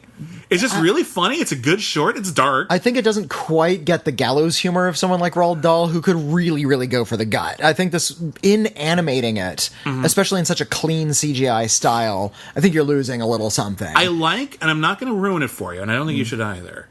They added a bit at the end that wasn't in the book, and it feels like something Roald Dahl would have done. He would have loved that ending. He would have loved that ending. Sure. I think he would have been fine with it. He'd be like, you know what? That's pretty clever. Wish I thought of that. It's pretty messed up. Good job. So I really dig it. You can argue its weight is like, is it better than the book? Is it faithful to the book? Whatever. But I think it works on its own. And I really, really dug it a lot. Okay. Let's see. The next one. My favorite one was Lou, which is the one everyone saw. That was in front of Cars 3. This is your favorite, really? Yeah. Oh, why is it your favorite? Because I kind of cried a little bit. It was so sweet. Lou is about an anthropomorphic junk pile. You remember when Eek the Cat had that spin-off Clutter, and it was just a pile of stuff? No. Yeah, nobody does. That was a thing? That was a thing. What? Yeah, there was a spin-off to Eek the Cat from the same team called Clutter with a K. I'm looking that up. Clutter was like the junk in your room just sort of all fell together and became this living mound of stuff. It was a segment on it. It wasn't like its own show. Oh, okay. Yeah, but okay. It had its own theme song. It was like I Am Weasel in Got it. Yeah, like sort of its own sort of side cartoon. Gotcha. Lou is the lost and found. At an elementary school. It's just a bunch of stuff, and it has taken it upon itself to return pieces of itself to the children. Yeah. And there's a bully who takes stuff from the kids, and it ends up in the lost and found bin, and nobody ever finds it again. I guess kids just don't check the lost and found bin. It's right there. That's right my one problem with this short. Is it's very sweet, and it's all about learning not to be a bully, learning that it's better to give than it is to take. And yet there's a huge lost and found pile right there. The pile of stuff ends up overpowering a bully, and really cute chase where stuff transforms. The way they envision this living pile of stuff is just so imaginative and so great, and the way it just sort of reforms, and they can find faces in like baseballs and sweatshirts, and he ends up giving all this stuff back, and the pile of stuff ends up forcing the bully to give stuff back. He becomes warm, and as it goes along, you realize Lou is giving of its own body to martyring its own self to give itself back to make these children happy. I'm just like, I got a little misty. Very, very sweet. It's very, very sweet. It had that one logical thing that made me go, if they just found some way around that, I would have loved it more. The infamous Pixar logic trap. There's always one element. There's one thing. Where do all the villains go in The Incredibles? Almost every single one of their films where you just don't know how it's supposed to work. But it's really infinitely animated. It's really good. Then the next two are melancholy and dark. The first one is called Negative Space. It is I think it's stop motion animated. It is about a man whose only way of bonding with his father, oddly enough, was how to pack a suitcase. The father taught him how to pack a suitcase, and now that's how he packs a suitcase. And it's a lot of like very almost Wes Anderson-y kind of diorama kind of approach to storytelling. People rolling up socks and shirts and how they fit them into little bags. Everything's very particular and obsessive compulsive, and it's all about how this was the one thing. His dad traveled a lot. This is all he got, and it builds to a moment. I don't think it's worth ruining, but like it builds to a moment where you see like why this is all kind of relevant right now, and it's very sad. And there's, as I said, it's very melancholy. It's melancholy, not sad. I think those two things have there's a Venn diagram. There's overlap. a bittersweetness to it. But I don't know. I found it as well crafted as it is, and certainly as nicely animated as it is. There was something just frustratingly incomplete, and I realize that's kind of the point, but at the same time I think at the same time they didn't. There was more to be done here. It was a small story. It was one detail, and I think it was very imaginatively animated. There's a scene where like he imagines himself being very small and like arranging a suitcase as like something that could fit inside of it. Yeah, that part's great. And then like the stuff starts falling on him, and we get to see like stuff in a suitcase overwhelm him like a great wave. And I think that's, really good imaginative imagery that really kind of gives you a sense of what these things mean to him. The question is to what end? And to me, when you get to the end of it and you see what we're all building towards, the part of me was just like, oh. Well, it's just I see. It's a light punchline. I think a lot of the animated shorts, especially the shorter ones in this category over the years, don't necessarily even have a punchline. They just have an idea for a good scenario. It's animated well, and that's enough to get the Academy's attention. And I think that's enough in a lot of ways to really just enjoy the artistry and uniqueness of certain animated styles. Again, I forgot the title of it, but I think it was last year or 2 years ago, where there was just this really great hand-animated rendition of a Greek battle between two men. Oh, that was fantastic. And that's all it was. It was just a fight. And, there was some violence to it, and you got to see a lot of these really great details, and it was really, really beautiful. I thought it was going to win. It was my favorite that year. It was absolutely stunning, and I'm going to... looking up the title of it. I'm going to try to track the title, because that really was fantastic. And again, there's no punchline to that, though. No, it's just this beautifully animated experience. A lot of my favorite animated shorts have been nominated in the last few years have been like that. There was the virtual reality one last year that was all about the experience of a family's whole life from the perspective of inside their car. That really affected me. I thought that was a very effective piece of storytelling. Didn't have like a big gotcha ending or anything like that. It was just sweet. Yeah, it was nicely done. There was a great one a couple of years ago that was okay. It felt a lot like a TV commercial to me. I don't care. It was great. And there was another one a couple of years ago that was about Adam and Eve and their dog, from the perspective of their dog. Boy, that was a great short. That was such a great short. The next one I want to talk about is Garden Party. This is a photorealistic animated short about a bunch of frogs who get into the kitchen. Yep. And they like jump inside the jars and they're eating all the food. There's a big fat toad and it gets stuck in a jar. And then the frogs crawl up but as we explore around the kitchen, we're seeing it from frog's perspective, so we're really close on stuff. And then a frog climbs up a window. And there's bullet holes in the window. Yeah, you start picking up on things. And it all builds to like this big kind of gross reveal. And it's so great. It's good. That big reveal is so great. It's good. It's a little super... This feels like an experiment in animation more than it does like a short. Well, do you remember that short Bunny? This is from like the late 90s. It was Chris Wedge short. I remember that one. And... It was an animated short. It was CGI, and it was just about an elderly rabbit wandering around her apartment, and there was a moth, and she mourned her dead husband and then died, and that was it. There was nothing really happening in that short, and it won an Oscar. And I'm guessing a lot of the animated short films you see are trying out new techniques, and this sort of photorealism. There's 6 directors, I recall, credited on this one. So I think each one took like a little mini segment.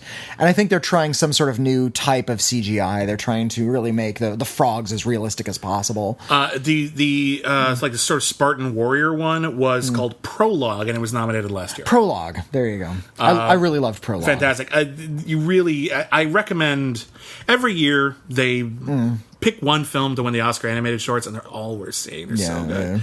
Yeah. And really, most of the short films are usually great and worth seeing. But and then the last one is Kobe Bryant's film. This is an unusual little thing. So this film, it is called Dear Basketball. It is from really important Disney animator Glenn Keane, who did lead character animation on like The Little Mermaid and Beauty and the Beast and Aladdin, and he teamed up an old pro, and John Williams does the music, so there's like a heck of a lot of production design on this one. This is very short. But it is very just overtly inspired. Like, this should be played in front of basketball games. It's so fucking good. something you'd see during the Olympics. This is so fucking... It's gorgeously done. So it's gorgeously animated. And it is based on a letter that... And Kobe Bryant narrates it. Kobe Bryant wrote this letter to basketball.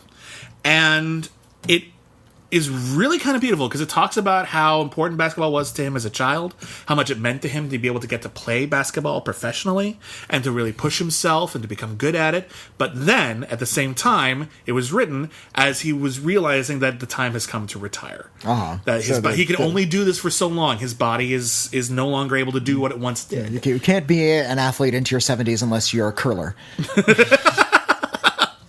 Certainly not operating on the same level you once were. Did you know that curling is the only sport where you're allowed to drink? I'm not kidding. I'm not kidding. You're allowed to take beer onto the ice. You just take a beer, throw it, chuck that rock. Like you're caught with drugs in any other event, you're out. But you can drink beer during curling events. But I guess so this is it's not really a narrative. It's more it's a poem. It's an ode. Yeah, it's an ode is what it is, and it is. It's quite stunning. Incredibly sweet. We see flashbacks as to how he got into basketball, how important it was to him as a young child, how it fulfilled a lot in his life, and how he kind of has to salute and step back now. And that it is Kobe Bryant. It kind of helps all of this. Really adds a lot of gravitas to it, but he's great. I mean, he reads it well. It's not some actor, it's actually Kobe Bryant. But here's the thing, just because he wrote it, and wrote it beautifully, doesn't necessarily mean he'd be able to act it. There's, that's not necessarily the same thing. He gives a really very nice... sweet, honest, tender narration. It's great. It's really because it's his. Those were his thoughts. So of course, he reads it very well. Well, I didn't take that for granted, so I'm giving him credit for doing it very well. Really great crop of shorts. As I said, if you seek them out, get ready. Bring hankies because they're gonna hit you. If they're in a town where they're playing theatrically, by all means go there. But you can download these via iTunes if you like to. It'll cost about the same. Again, the documentary shorts are all pretty long. This is essentially 4 films. If you want to see all of the shorts, like 4 feature-length films, in terms of program, a little less than that. But regardless, it's a long day. That's a long. If you're going to watch afternoon, if you're going to watch them all in one day, it's a long day. Yeah, the animated shorts will get through pretty fast. Everything else, it'll take you a while. But they're great, and I do recommend that you start with the documentaries. You do then not go through the live action, then go to the animated. You'll get like 2 documentaries, and it'll be like, I don't know if I can, or break them up. You don't have to watch them like the documentaries together. Watch a documentary, watch an animated short, watch live action, whatever. That might work for you. You don't have to do it the way I did. You don't have to do it the way I did either. Speaking of pain. Why don't we move on to our famed double feature, our double feature here on Critically Acclaimed. Very long episode of Critically Acclaimed. We're like an hour and 40 minutes into it already. Wow. Well, okay. You know what? It's okay. It's fine. We've promised a lot, and we're going to give a lot. So this week on Critically Acclaimed, your options were all kind of Valentine's Day based, kind of romances. Romances, all at least vaguely romantic. Yeah, these are notorious romance films. Whether or not they're actually bad, they've got a reputation for being bad. And Xanadu is the film you picked. Xanadu is a film that is probably more famous for being bad than for anything that actually happens in Xanadu. More people have probably heard that the legend of Xanadu. Xanadu and Ishtar together. Like, more people have heard that they suck and insist that they suck without having even seen them. I haven't seen Ishtar, but I have projected Ishtar.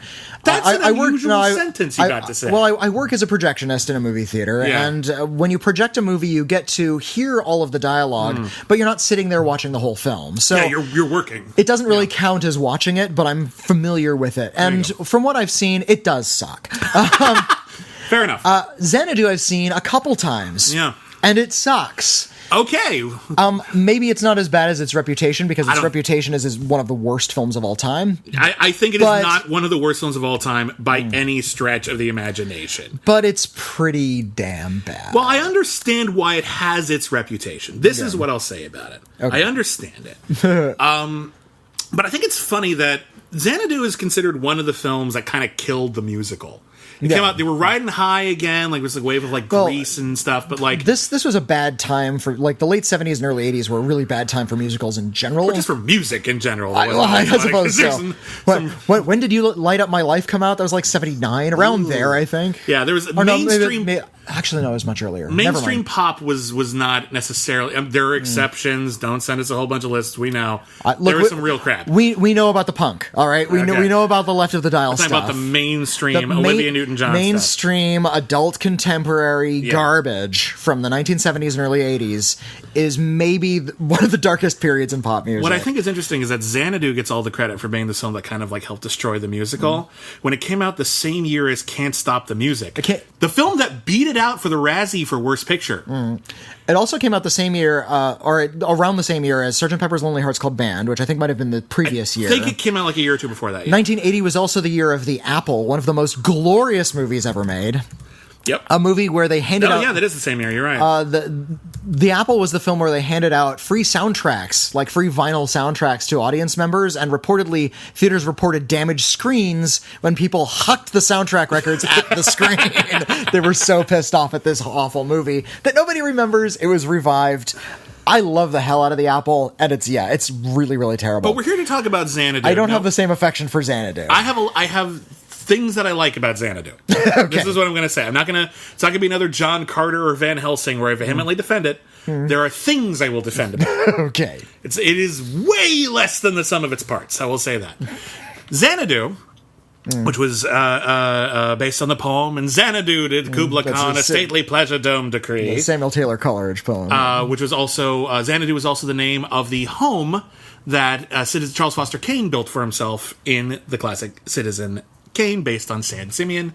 It's this big, epic, decadent idea. Pleasure dome. It's a pleasure dome.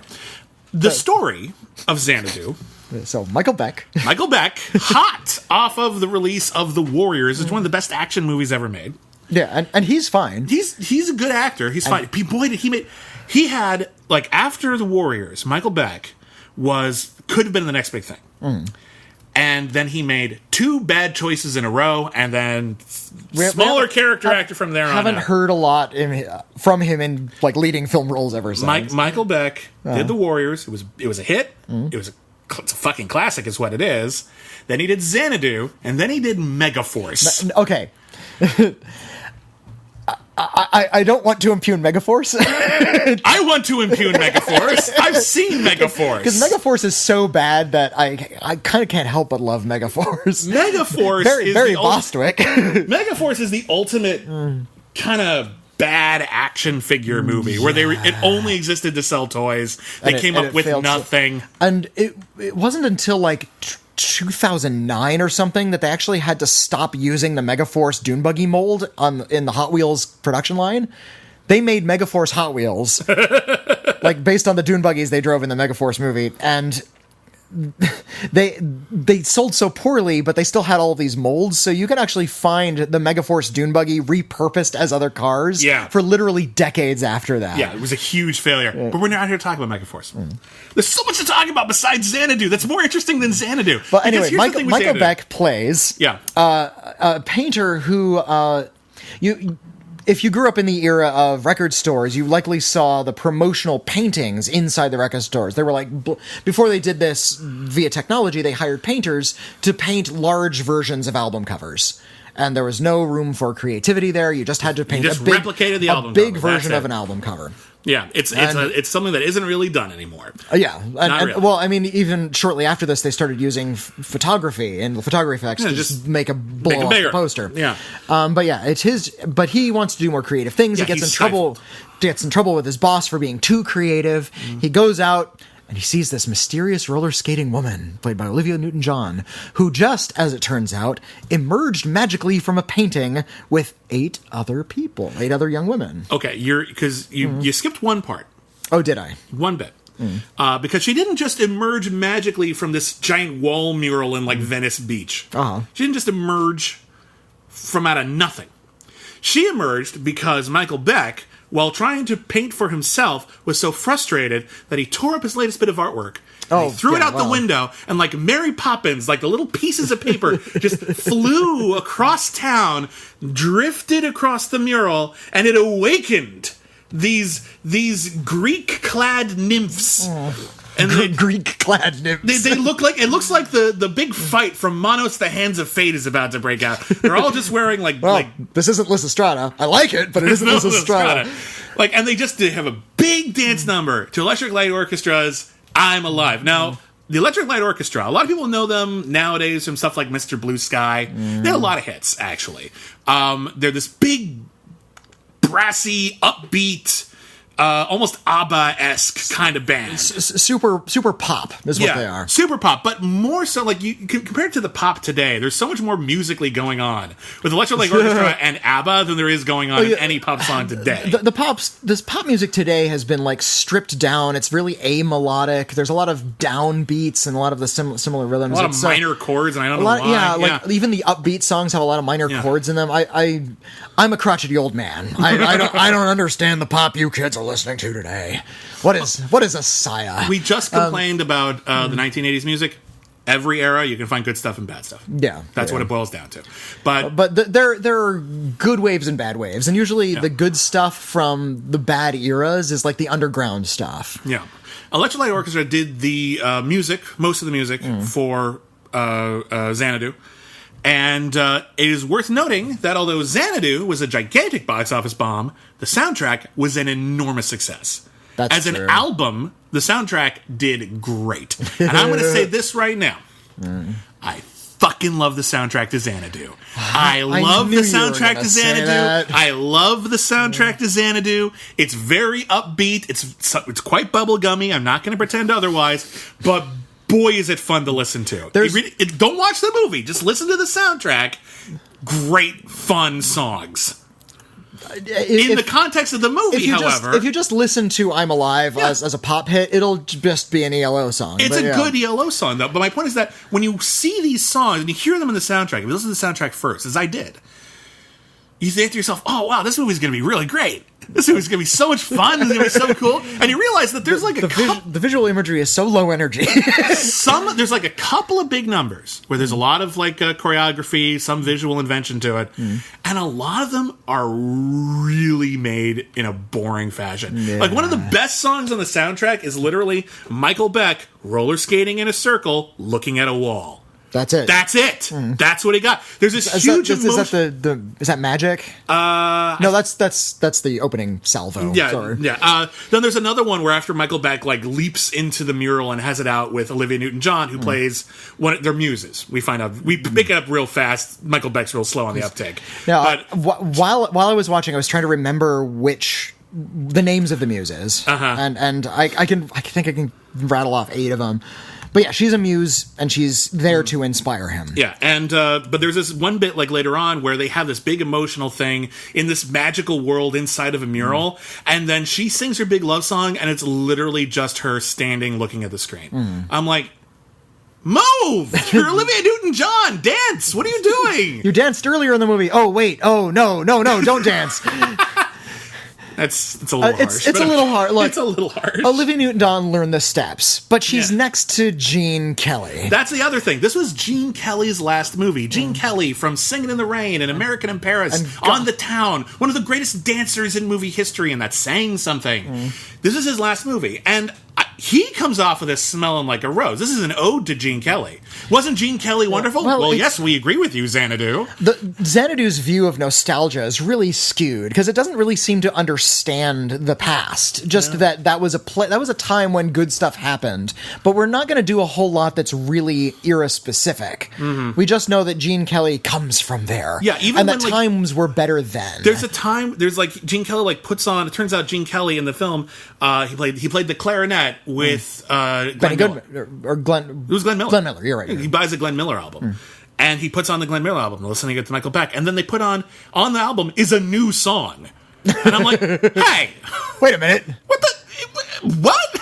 And it turns out Glenn Miller is alive. What? No! And he's mayor of Venice. And he wants to tear the mural down. So Michael Beck runs into, quite literally, Olivia Newton-John, who is roller skating around Los Angeles like nobody's business. She just kisses him and then skates away. And then he goes to his job, which he had just left dramatically, but then he needed the money, so he came back, and it's very embarrassing. And it turns out that she's in the album cover that he's supposed to be blowing up. So he's trying to figure out who she is.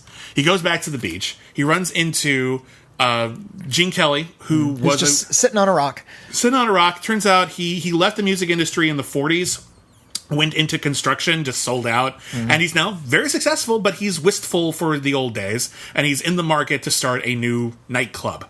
And he enlists Michael Beck, who has no skill at that, to help him do it. And then Michael Beck, through the help of a muse, doesn't pursue the art he was interested in and dedicated his whole life to, and that she says he's really good at. He ends up hooking on to this other guy's dream of starting a nightclub, even though he has no interest in music or real estate. Well, he does have an interest in music because he wants to make the nightclub very modern, whereas Gene Kelly wants to make it very classic, and it actually leads to the one of the two musical numbers I really, really like. That's a great musical number. Which is, it's called Dancing, where he envisions like a 40s piece. Michael Beck envisions like this really obnoxious 80s pop piece where people are in like orange. He envisions orange skin-tight spandex. Like, that's part of his dream. But they play the same version in sort of a pop rock rendition, and then the two songs start blending together, and on the screen, the two stages that are opposite the room drift together and they interlock, and that's actually pretty novel. It's a nice little bit. The song is great. Both the songs are great, and it turns out they play on top of each other. Great. That's a great little bit. The other musical number I like was the Falling in Love animated sequence, which was animated by. So here's the story about this movie. This movie was rushed as hell. It was supposed to be a Christmas release. It got bumped up to the summer. They didn't have time to finish a lot of the stuff in it. And indeed, one of the things that kind of got sprung on him, apparently, was, we have another musical number that you didn't shoot. And like, what are we supposed to do? I don't know, figure something out. And what they decided was, instead of just ending a scene, they decided to just all of a sudden dissolve it into an animated fantasy sequence, animated by Don Bluth. Yeah, it's one of his first forays into feature animation on his own, as a director. Yeah. He was already working for Disney. He famously was tired of like the Disney corporate machine and went off and did his own thing. Went off, did his own thing, and for a second there threatened Disney. Because remember, in the 80s, Disney was not doing well. Their animation department was seriously on the verge of being shut down until The Little Mermaid was such a huge hit that it brought it screaming back again. Do you remember the dick move that Disney pulled on Don Bluth in 1997? I sure as hell do. Okay, Don Bluth made a film called Anastasia, and it's pretty good. It's pretty good. It's got good music. It has some pretty interesting characters. Has good celebrities, and it was being marketed really highly as sort of like this alternate to what Disney was putting out. And it was coming out in, I think, the summer of 1997. Maybe it was spring. Yeah, I was in school at the time, so it would have been late spring or late summer. I remember all the details of this because I was looking forward to seeing Anastasia. It's like, oh, good, animated features, not from the Disney behemoth. Great. This is great. We need more diversity. Let's see what sort of aesthetic. And I went to see Anastasia. It was really terrific. At the last minute, like only a few months before Anastasia was set to release, Disney decided to re-release The Little Mermaid on the same day. To split the animation vote. That is a dick move. And it worked. Anastasia came in number 2. Little Mermaid came in number 3. You know the number 1 film that weekend? Yeah. Mortal Kombat Annihilation. Wow, that's a weird weekend. That is a weird weekend. Yeah, I remember that whole drama from the 90s. But anyway, Don Bluth, if you don't know him, he did The Little Mermaid, he did The Land Before Time, he did An American Tale, he did a ton of like really incredible animated features, and some bad ones. No one should have to sit through a troll in Central Park. I didn't see Rockadoodle. I didn't see the Pebble and the Penguin. I don't care for Rockadoodle. I like Titan AE. Titan AE is fine. Yeah. It's got some things that don't work. He did Dragon's Lair, the arcade game. Yeah, and Space Ace. Also Don Bluth was really, really cool. For like, and a lot of his films still hold up really super well. And he's still working. He's still around. And this animated sequence in Xanadu, just watch it in a vacuum. Just look it up. Just Don Bluth, Xanadu. You can find a clip of it on YouTube. Gorgeous animation. The song is great. The animation is great. It's like, yeah, in a vacuum, just take it out of context and you have a good film. Here's my thing with Xanadu. This is what it boils down to for me. I like the music. I even like the idea. We're going to find this sort of connective tissue between like 1940s music and 1980s music. This sort of nostalgia meets the present. Going to make the old hip again and the new put it in sort of an historical context. That's not a bad idea. Get Gene Kelly and Olivia Newton-John. That's cool. Yeah, let's do that. Olivia Newton-John is popular. Yeah, like when it comes to dancing, she's quite good. She's no Ginger Rogers, but who the hell is? Like, so that's cool. I'm down for all of this. This sounds really, really great. Michael Beck, musical. He's not the weak part. I think Olivia Newton-John is the weakness of this film because she's not a charismatic enough performer to get us to care about this character. I don't blame Olivia Newton-John. Here's the thing. I think everything in this movie works except the script and the characters, like the plot and the characters. Those are the things that don't work because the characters are nothing. Gene Kelly adds a lot to it just because he's got a lot of history. You can just infuse everything he does with some gravitas and his whole bits. There's this one bit where he's just looking in the mirror at you've gotten old. He's kind of pulling at his face a little bit. That's just a great little tiny bit of acting. He's just really good. The problem is Michael Beck and Olivia Newton-John have nothing to work with. They're supposed to be so in love that for the first time in thousands of whatever the length of human history is. I don't know the day it started, but it's a long fucking time. For the full length of human history, for the first time, she's tempted to like leave the world of immortals and settle down and be in love with a human. Why? What do they have? They just canoodle a bit. There's no. We're supposed to infer that through Don Bluth's animation, but there's no actual chemistry between Michael Beck. They don't share anything. Newton-John. They don't talk about anything. Like, at least when Olivia Newton-John was in Grease, you kind of got it with John Travolta because John Travolta will go the distance. He's that charming. Michael Beck is like not that he's cold, but he's a little bit more stern. He's more aloof. I would even say. Like I actually like Michael Beck a lot in this movie, but he's not willing to go to sort of the bubbly popness of Olivia Newton-John. That's my thing. I think you needed someone who can match Olivia Newton-John. I think you need someone brighter than Michael Beck. Michael Beck is a more serious actor in a lot of ways, and he's trying to bring a lot of sort of genuineness to this. And I'm like, that's not what Xanadu is. Xanadu is broad and brassy. So that doesn't work. And the other thing is, you've got this story about a guy who's like meets a fucking magical muse, literally magic. And is inspired to start a small business. And he starts a small business, and here's the thing.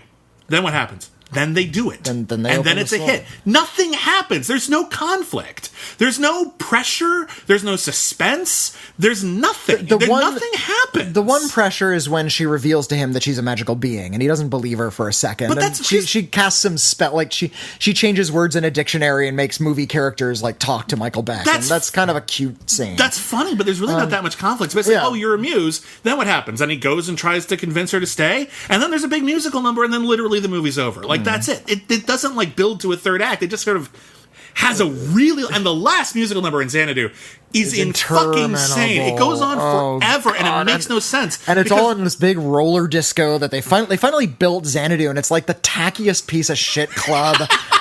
Like, you would never go to Xanadu. This is terrible. Here's the thing. You go to Xanadu, and this is like the opening night of Xanadu, and, okay, it's a roller disco. Okay, I can wrap my head around that. I can see the appeal. It's 1980. They're already dead, but all right. It's fine, but whatever. I get it. But then they have this huge number. And again, the music is great. I love the Xanadu theme song. It's really fun and brassy. It's a silly song, but who cares? It's fun. It's fine. But then, like, there's all of these, like, bits where they change, and all of a sudden she's, like, dressed as a cowboy, and she's doing cowboy stuff, and it turns into a country club, and I'm just like, pick an aesthetic. Why do you go to Xanadu? Why are we going to Xanadu? I want to go to a country bar. Well, it's like that, like 15 minutes a night. What? No, I don't know what I want now. It's a weird, there's no conflict. There's nothing pushing it. The chemistry between the actors is mixed because Michael Beck and Olivia Newton-John are not the same kind of performer, and it just really just falls super flat. We never learn which muse she is, and I'm guessing she is Terpsichore, the muse of dance. I believe that's technically who she's supposed to be. Although they turned this into a Broadway musical or off-Broadway musical. I don't know which. And I think they changed it, but I think in the original film she's supposed to be Terpsichore. Terpsichore, and there's also. Let's see if I can do this. Terpsichore, Polyhymnia, Urania, Clio, Calliope, Erato.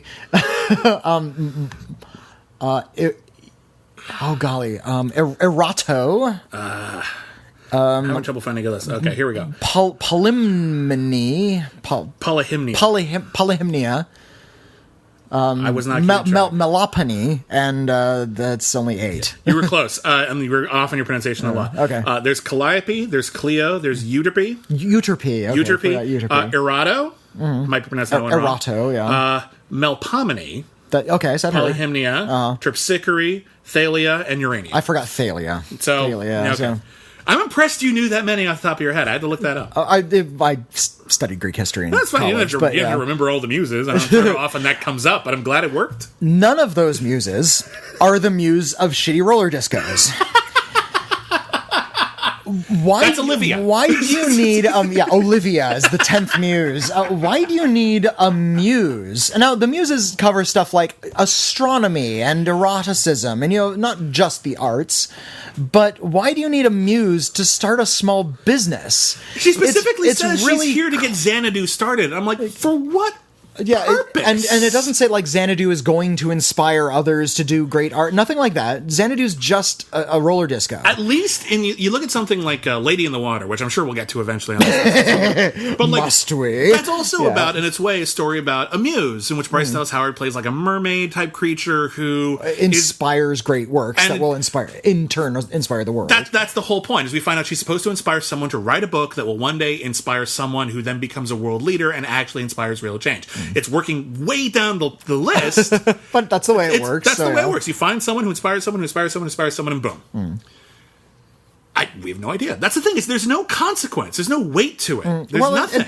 And it seems, it makes the notion of having a magical being in this universe, a goddess, kind of trifling. Yeah. If all you're going to do is open a small business, I mean, that seems like such a cynical way of looking at the gods. Yeah. It's like, oh, well, all I got to do, I got to get a loan. Well, a goddess will appear to you and help you get that loan.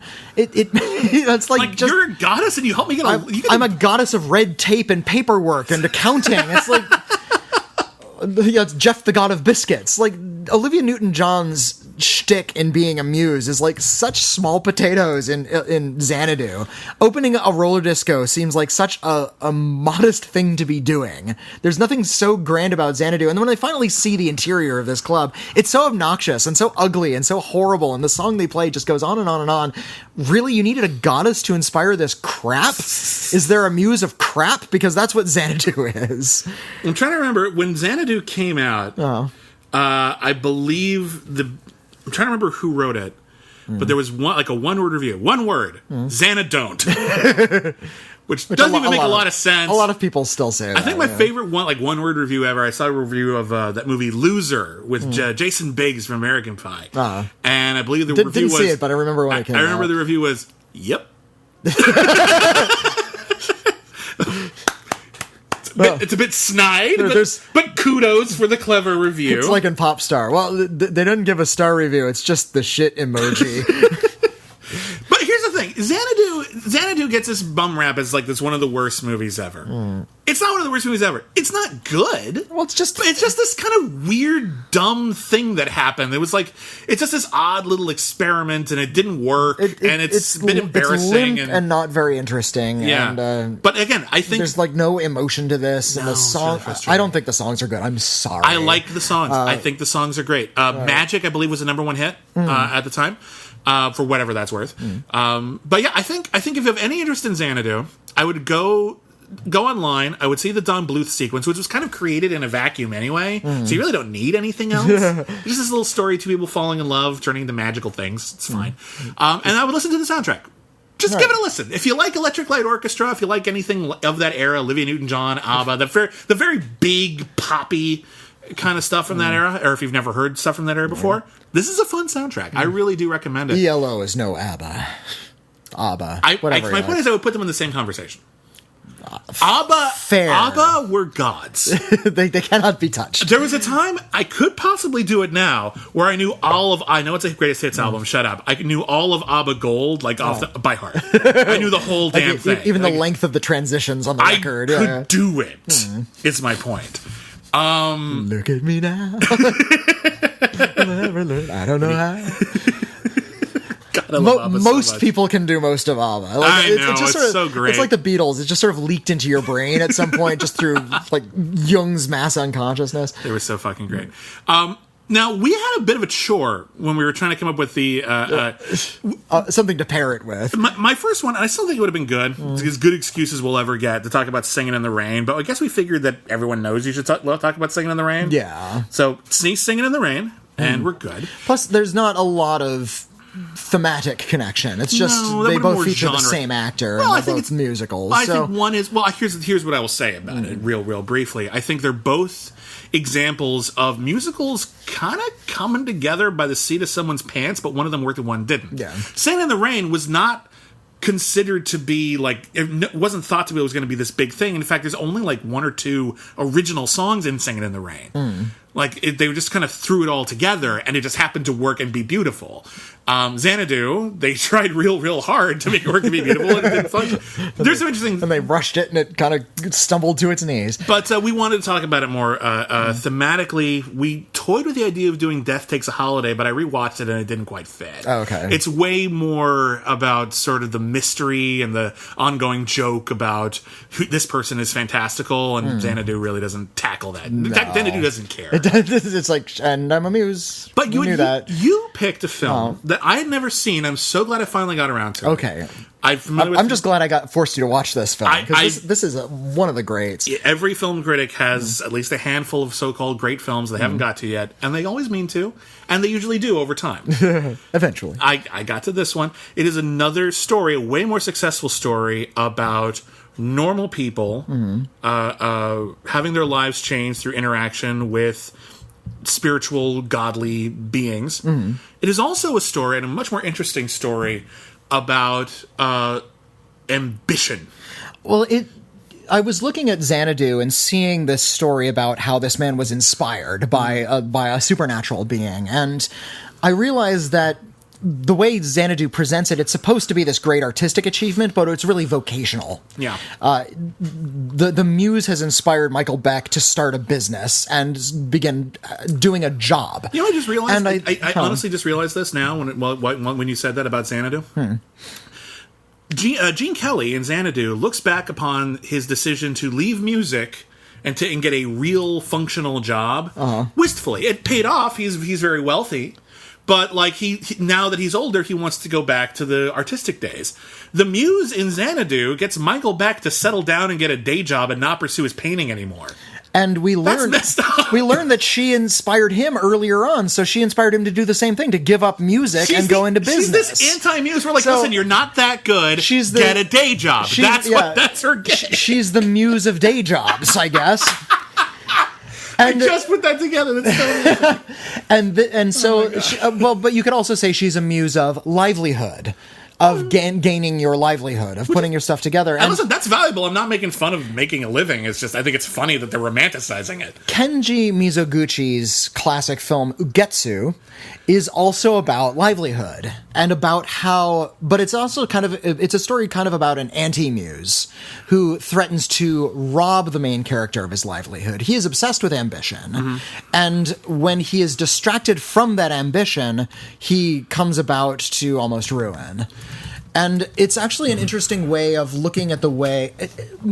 Moreover, it's a film about war more than anything. Well, it's a 1953 film, directed by Kenji Mizoguchi, made in Japan. God Kenji Mizoguchi. He's sort of at the forefront of what we now refer to as the Japanese New Wave, and led into a lot of important filmmakers that you may have heard of, like Teshi Gahara or Seijun Suzuki. Just this whole wave of really important Japanese filmmakers. Yes, just you want to learn a whole lot about filmmaking, just mainline Japanese movies from like the 1940s through like the early 60s. You will get so much out of it. It's insane. Kurosawa's like he's sort of the bridge between Kurosawa and like modern Japanese cinema, even though Kurosawa was a contemporary of his. Absolutely. So Ugetsu is based off of the classic book by Ueda Akinari, which is a series of kind of ghost stories and parables. From centuries ago. From centuries ago. This is a modernized retelling, even though it takes place in the 16th century. That's more contemporary than the book itself. But yeah, this is a post-World War II film about two farmers, one of whom dreams of financial success based on his pottery, another whom dreams of financial success after becoming a samurai. And how both of their ambitions briefly lead them to success, but ultimately lead them and everyone they know to ruin, because they're not just ambitious, they're not just trying to make money, they're not just trying to succeed, they are trying to succeed at the expense of their wives, and at the expense of, basically, they're taking advantage of a war. Yeah, there's a war, and they don't care about the war, they only care about the war and how it can benefit them. It's essentially a portrait of two men finding their souls, and how one man and how they both essentially have to touch the darkness to really understand how horrible they've been. They have to experience genuine consequences. Everyone tells them the right thing to do. There's an old saying I think of a lot the older I get, which is wisdom always comes too late. Well, you can't teach wisdom. Yeah, you have to acquire it by making a mistake. It's only wisdom after it's advice you didn't take. Like, we'll give you advice. I didn't take that. I learned now that that's good advice. Now you're wise. Damn it. But the main character, the potter, finds a modest bit of success, and this puts him into a frenzy. His wife warns him that he's doing dangerous things because the country is at war, and there's like rogue armies just storming villages and burning stuff down and looting and raping and pillaging. It's worth noting that the war in Ugetsu, which obviously there's, feudal lords and everything like that, people have reasons for this, but it's all told from the perspective of farmers. And ultimately... And one who wants to be a soldier, but we never see him, really do anything meaningful. The thing is my point is that to the people on the ground, people who aren't politicians, people who aren't generals, war is just violence. It doesn't affect, they're not going to get anything out of it. It's basically just, there are soldiers running around. They didn't even say they're our soldiers or their soldiers. Just all soldiers are given an excuse to be violent, and they're taking it. It's a very pointed discussion about war as simply violence. Yeah. It doesn't matter who.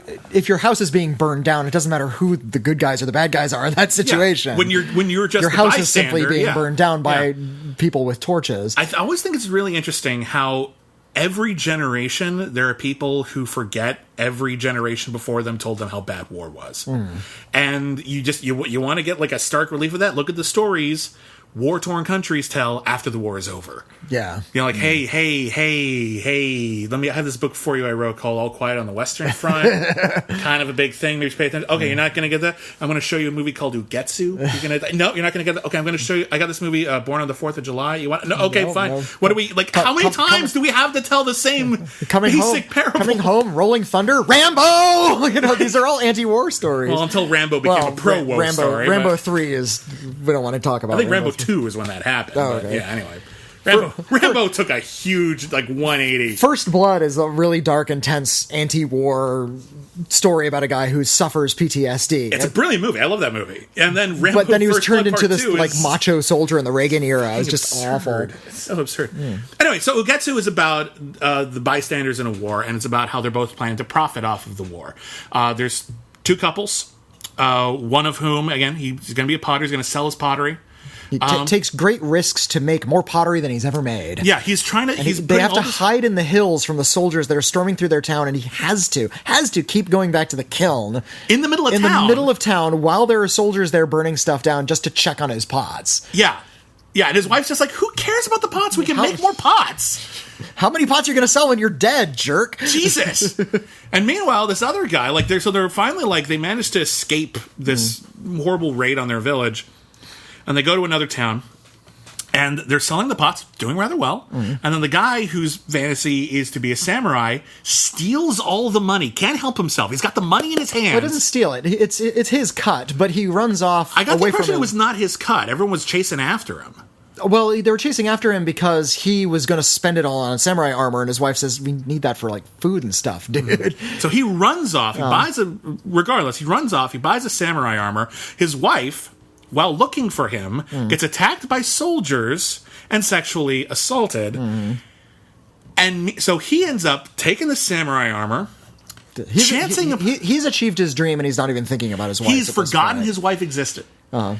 He goes off. He joins the army. He does nothing of consequence. He finally runs into a severed head, essentially. Basically, someone severed the head of a general, and he just stabs a guy in the back, basically, and takes a severed head of a general, goes back, says, "Look what I've done." And they're like, "Great, here's a horse and some vassals." And he's like, "Now I have everything I ever wanted." And then his story basically concludes. It's all told in broad strokes, but it's actually a very slow, naturally paced movie. But I'm giving you the big strokes of his storyline. So he decides they're going to go to a brothel. We're going to celebrate. Look at this shit. And he's starting to give this big speech about how awesome he is and all the studying he did and why he's so great and you're not. While he's drinking in this brothel and this partying going on and debauchery. And then a woman comes in yelling at a soldier for sleeping with her and not paying her. And it turns out it's his wife. Because when he left, that's the best she could do. Fuck. That's... and you know what? To his credit, he's like, I've been a dick. I'm going to take off my armor, and I'm going to leave this behind. I'm going to take all of my ill-gotten gains, and I'm going to buy you so that you don't have to like work at this brothel anymore, pay all your debts, and then they're poor again. But they're modest now, and they're okay with that. Well, and he's modest. She was always modest. He's been humbled, and that's the point. Yeah, and she gets and I told you so for life. Yeah, more or less. Meanwhile, the potter, while selling his wares, a very rich woman comes up, buys a lot of his pottery, says, "Deliver it to my palatial estate." He does. She takes him inside, flatters him. Seems like she's really into him. She basically kind of tells her to marry him, tells him to marry her. And forgetting his wife exists again. He does. She's played by Machiko Kyo, who played the samurai's wife in Rashomon. And she's still alive. No shit. Yeah, that's amazing. Let me look up her age. How old is she? That's incredible. Machiko, she turns 94 this year. Nice. So she's an incredible actor, and she's playing a spirit. She's not real. She's a ghost. She's a ghost of a woman who died in the war very recently. Yeah, just a few months previous. But she died without having fallen in love, so her nanny, who I guess also died, has brought her back to try to find someone to take with her to the afterlife. And this guy falls under her spell, forgets his wife exists, and... in sort of a dark mirror, and this is what made me pick this as to pair with Xanadu, because in a dark mirror version of Xanadu, we have this ethereal being who lives for love. During wartime, but born of tragedy, you realize how much is being sacrificed and taken by this ethereal being. Yeah. And she exists not to inspire him to great things, but to inspire him to humility. And I don't think she. Well, I think the narration, the theme functionally, that she exists to ensnare him. She's not there to make him feel humble, but that is going to be the ultimate function of what she of her character. Right. He falls in love with her. He falls under her spell, and we understand. Kind of from the get-go that she's not quite human. Or at least not what I think she seems. Even when she appears in public, she's dressed in this really, this white outfit with this big hat, and she's, walking around very slowly. She stands out. She's very ghostly. There's this sort of bubble around her. So when he goes to this, distant mansion, and there's only her and the servant in this gigantic house, we understand that he's in an ethereal place. And when he's there, everything outside is shrouded in mist, so he's in limbo. When he finally, a priest sees him and recognizes that something is going on and tells him, and he writes on him protective some prayers, some Buddhist prayers on his body to protect him from the spirit. When she finally reveals herself, it's real subtle. It's so creepy, though. When she starts walking around and she starts talking, and then all of a sudden, from out of nowhere, when she speaks, smoke comes out her mouth. It's so great. It's a really great shot. The guy manages to escape, and they actually do the old chestnut, which for all I know Ugetsu invented, of, you weren't at that mansion. That mansion burned down 3 months ago. Like that kind of ghost story. And he's like stands up with these prayers painted on his body, and he picks up a sword and is like, look, I have this sword. And he's like, I'll take that sword. Just take it away. There's like no proof. He's got nothing to show for it. He manages to go back to his town. His wife and child are there, and he's humbled. And he puts his child to bed. He goes to sleep. He wakes up, and like the village chief leader, I don't know what exactly how the hierarchy works. An elder in the village says, "Oh, you're back. Oh, great, thank God. I've been taking care of your son ever since your wife died." Because she was stabbed by soldiers because you fucking neglected her. You earlier in the movie, like, were just left her sailing down a river with pirates in it, and just like, it'll be safer on the shore. Nope. Nope. You were an idiot. You dropped her off in a dangerous location. You valued stabbed to death. You valued your ambition and your career over people you cared about, who cared about you, who were happy with you the way you were. It's a very punishing indictment of just that sort of pro-war mentality, and from after the fact and before the fact. It comes down on several things, Ugetsu, all of which are very noble, even though it's a very tragic story. It comes down on war, for one, and just sort of the damaging. The way it damages a country's soul, the way it corrupts even the most, like it leaks down to the smallest citizens immediately. Whether you're a soldier or you have nothing to do with it, it hurts everyone. Yeah. Which is great, just great filmmaking. There. And it comes down on masculinity and the way men tend to neglect and abuse their wives, and it not in pursuit of shit only they care about. and things that they become lost in, and that's something that could be applicable to any nation in any era.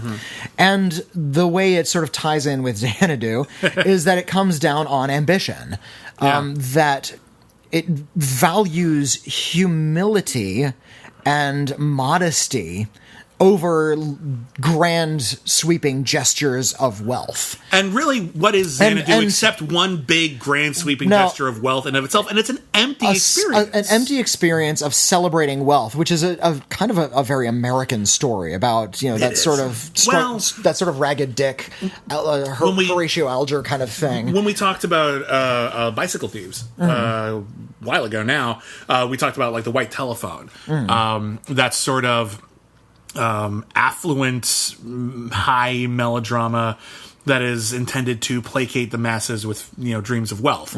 We got that a lot in America. I mean, my point is, it's just not exclusive to us. It doesn't. I suppose not. Yeah. But when you compare it to a Japanese film, a lot of Japanese philosophies, if you read a lot of Japanese philosophy, does tend to focus on mastery and humility and calm and peace, whereas American films tend to, conversely, celebrate wealth and achievement. Xanadu is about this fellow who uses the magical muses to achieve a dream of making money, and becoming ambitious makes his life more complete.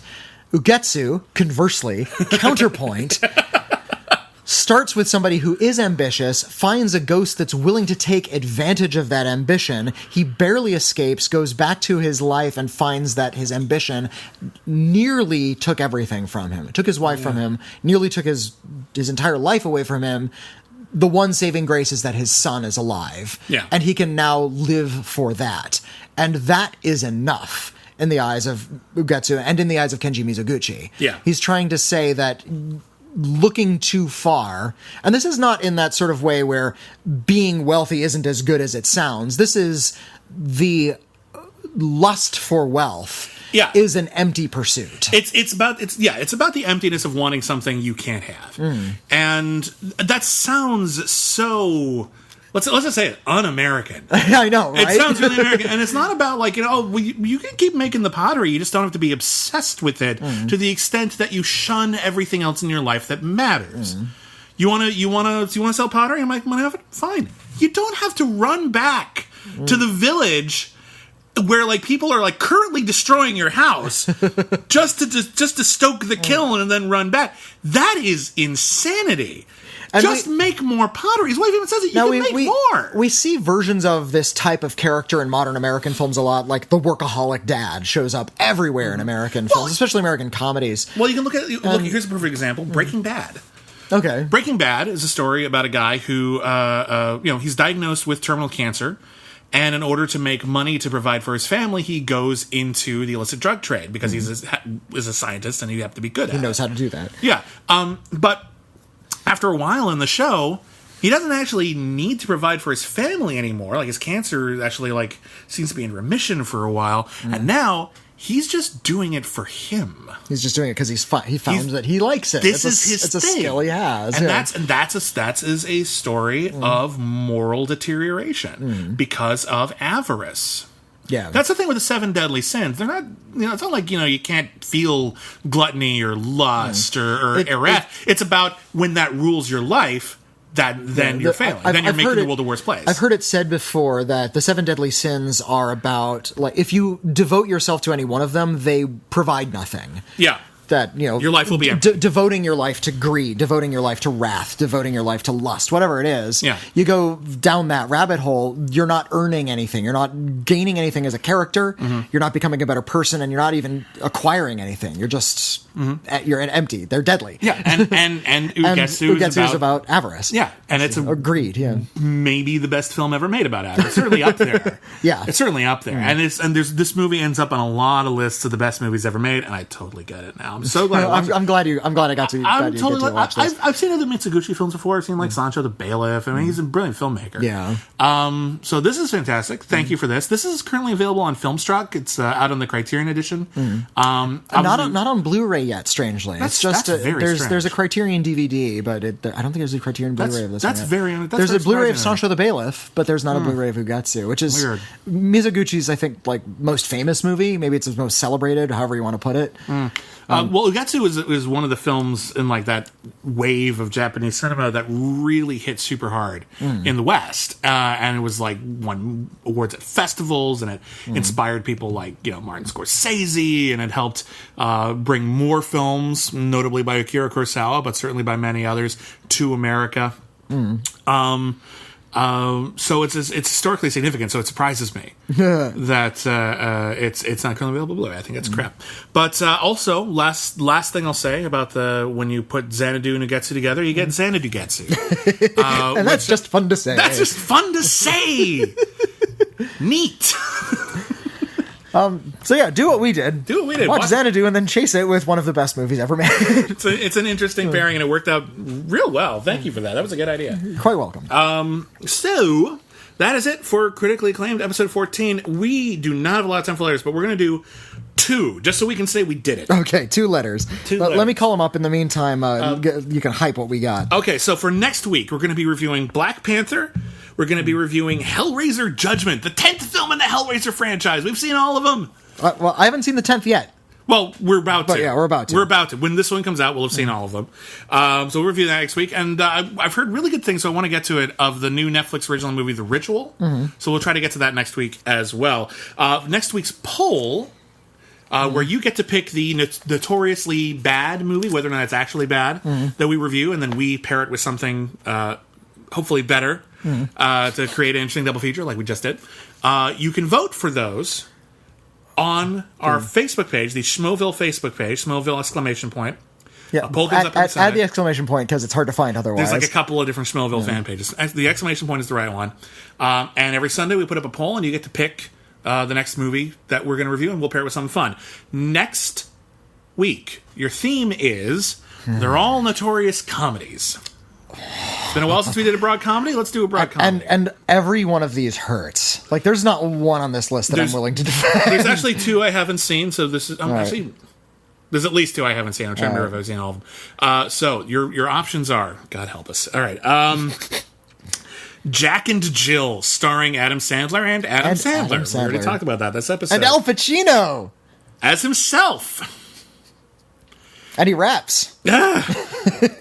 About Dunkin' Donuts, if memory serves. He raps about Dunkin' Donuts. Product placement. It's great. Okay, moving on. Shaquille O'Neal is Kazam. In Kazam. The rapping genie. Who lives in a boombox. Fun. Actually, didn't know that part. Movie 43, an anthology comedy that was widely considered one of the worst movies of the last few widely years. panned. I didn't see that one, so that should be. I did. I saw it in theaters. Son of the Mask, starring Jamie Kennedy as not Jim Carrey. And then lastly... Nothing but groans. And then lastly, a movie that I suspect we're going to get some comments. I like that. There's two schools of thought on it. It's the worst thing ever, or I saw it when I was a kid, so I liked it. Either way, it's on the list. Space Jam. Space Jam is the worst thing ever. Space Jam is a film that you and I both are not fans of. Space Jam is the nadir of cinema. You're very anti. I'm very anti Space Jam. Okay.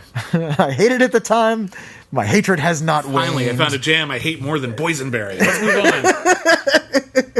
on. Space Jam. Let's move on to a letter. The juice of space, not the skin of space. Let's move on to Here's a letter from Sammy. Hello, Hi, Sammy. Hello, my name is Sammy. I'm one of your listeners from Israel.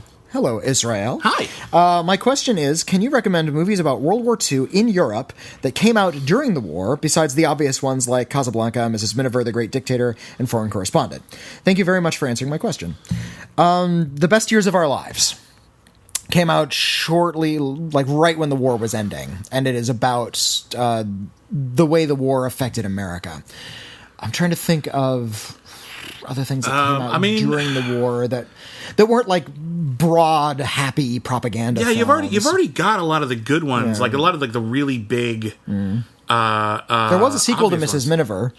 Called The Miniver Story. You're right, I forgot about that for a second. I love Mrs. Miniver. That's one of my favorites. Yeah. That is a tough one. Was Green for Danger one of those?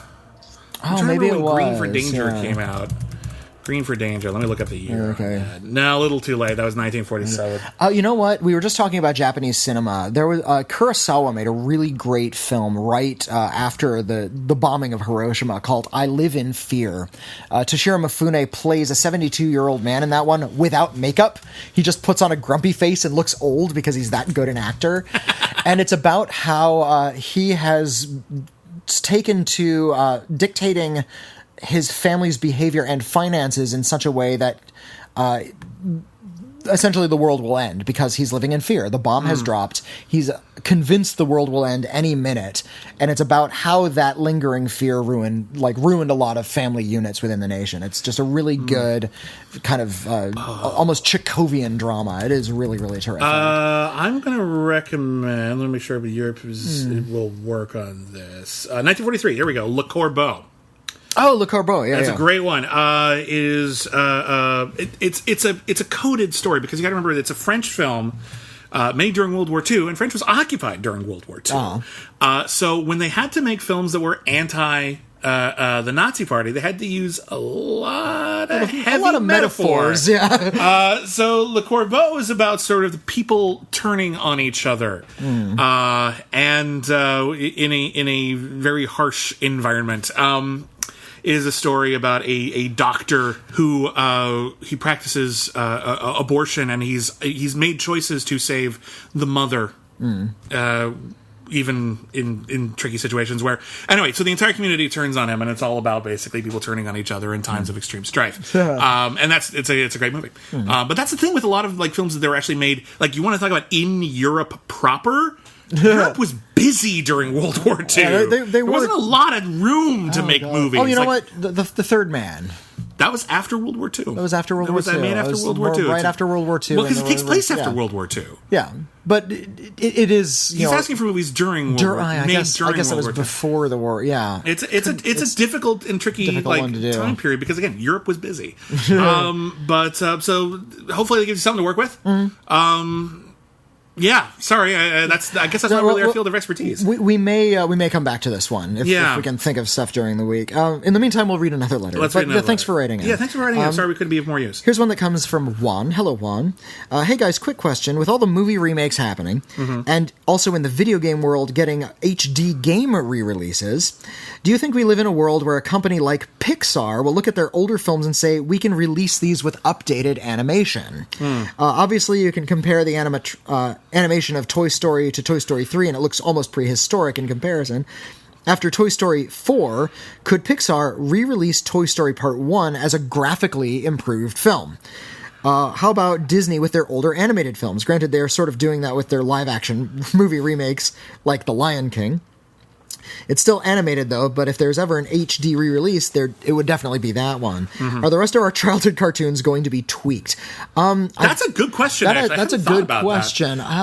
Pixar, they would have to reanimate the entirety, because they use different computer programs now. They have to they can't just put them in. I think that would be too much effort on Pixar's part to they could use the same voice and the same script, the same timing, same music, same everything. But audio. They would basically have to do a lot of it fresh. Yeah, that's an interesting question, though. I would love to hear someone from Pixar talk about the practicalities of that. Maybe that wouldn't be as hard as... And it's not just a matter of going into the old animation and adding more texture, because even the movements are different. And to be specific, what Juan is talking about is there's a lot of video games now that like Shadow of the Colossus just recently got re-released, I believe.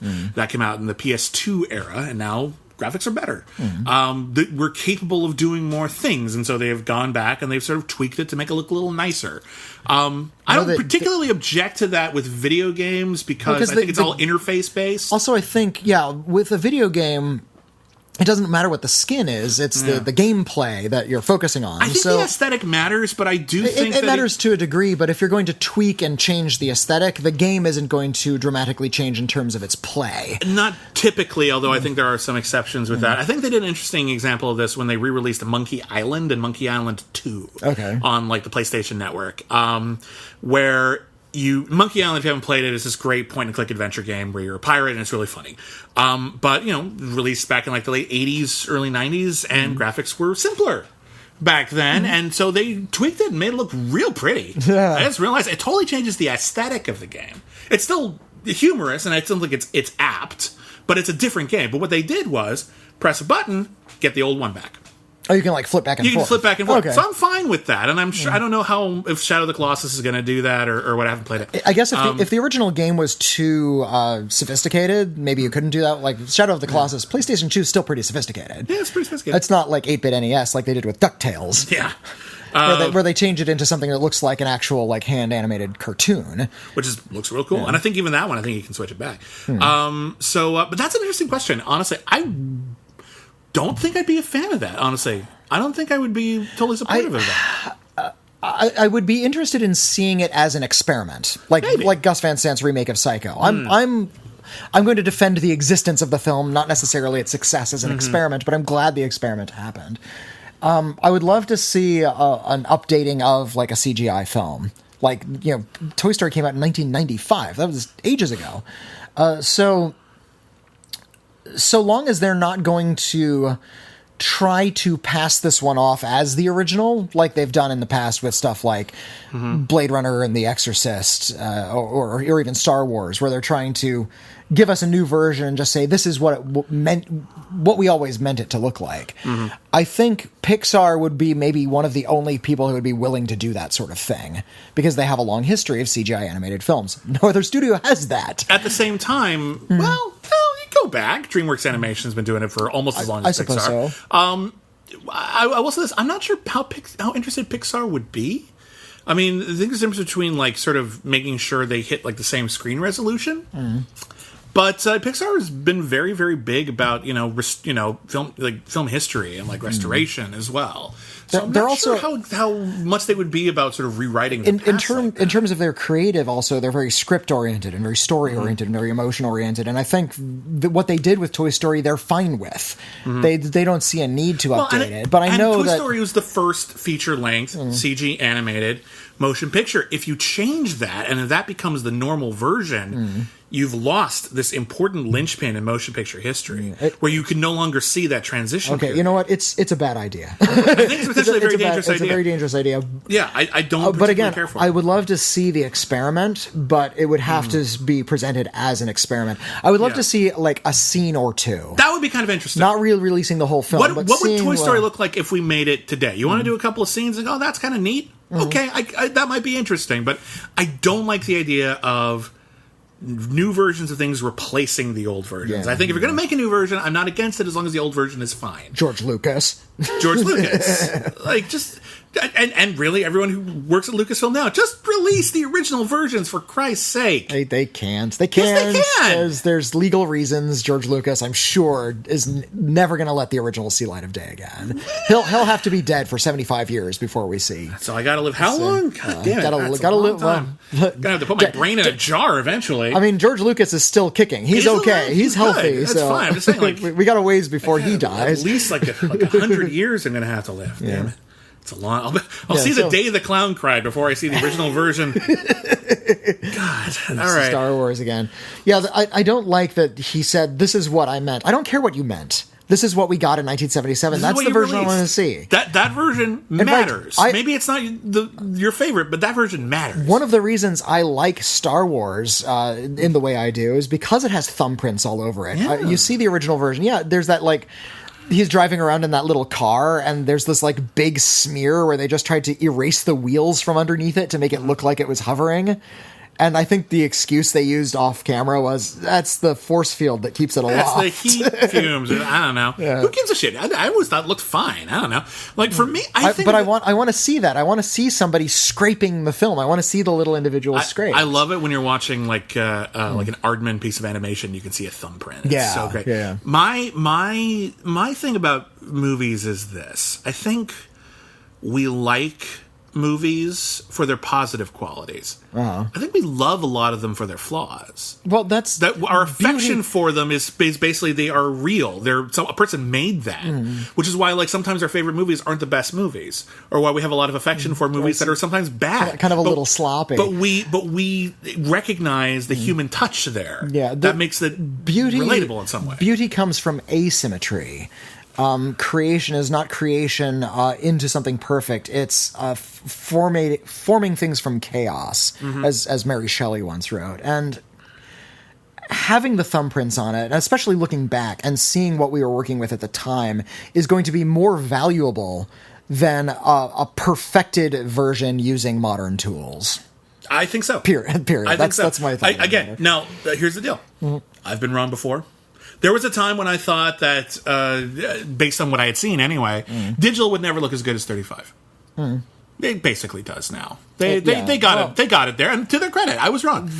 Maybe someone will tackle this and they'll do it great, and maybe I'll have to change my tune. But philosophically, I'm kind of not seeing a good reason for it other than as a short experiment. So yeah. Well, I was like you too. I was like a film purist all the way through. I was putting my foot down, and then I realized, why am I being an asshole about this? Why am I denying people the ability to see movies? Digital filming didn't look good in 2002. It looked quite bad. It looked quite bad, and digital projection was not up to snuff. And then when we finally moved to the technology advanced, you fast forward a decade. It wasn't until I was seeing Prometheus, which came out in 2012, or no, it's 2011. Prometheus came out. It was around there.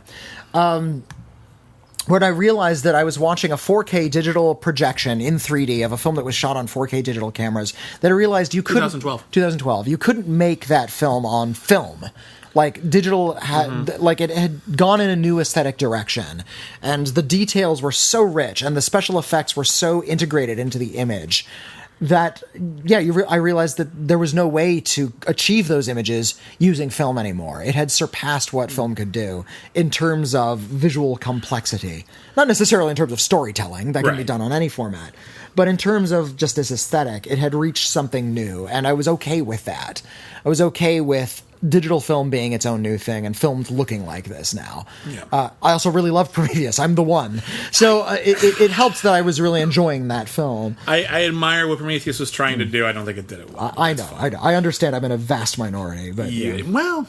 Anyway, so that is Critically Acclaimed this week. Bit of a long one. Next week again, probably a bit shorter. I want to try to get to more letters next week. Yeah, because we kind of had to shortchange it a little bit. We had to review 19 movies and this week, it's getting late in the day, and you have a family to see and take care of. So, thank you everybody for listening. We will be back next week with reviews of You Tell Us. Go to the Facebook page, Schmoville ! And vote for the comedy you want us to review next week, and we'll pair it with something less notoriously bad, potentially notoriously great. and try to come up with something really, really fun to do with that. We'll also review Black Panther, Hellraiser Judgment, maybe a couple other things as well.